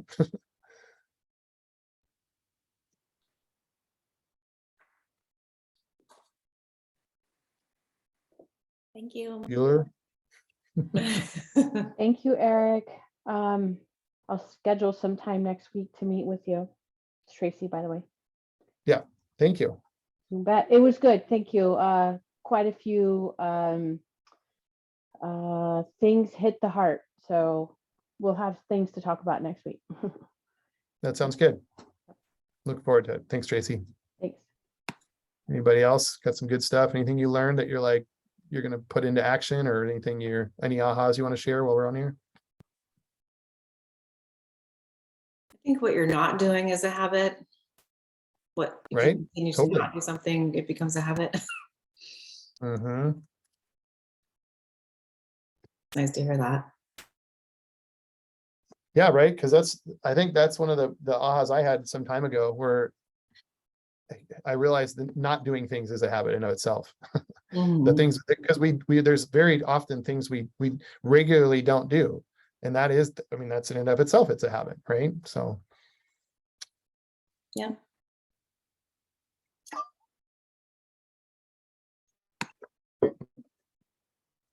Anything else? I'm here for you. Otherwise, I'll let you go.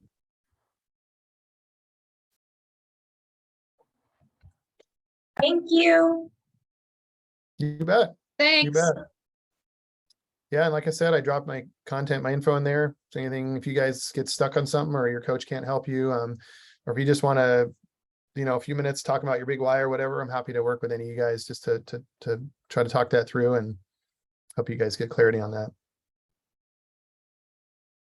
Thank All you. right, all right. Well, Thanks Thank so you. much. you bet. With that in mind, I will let you all go and make it a great rest of your day.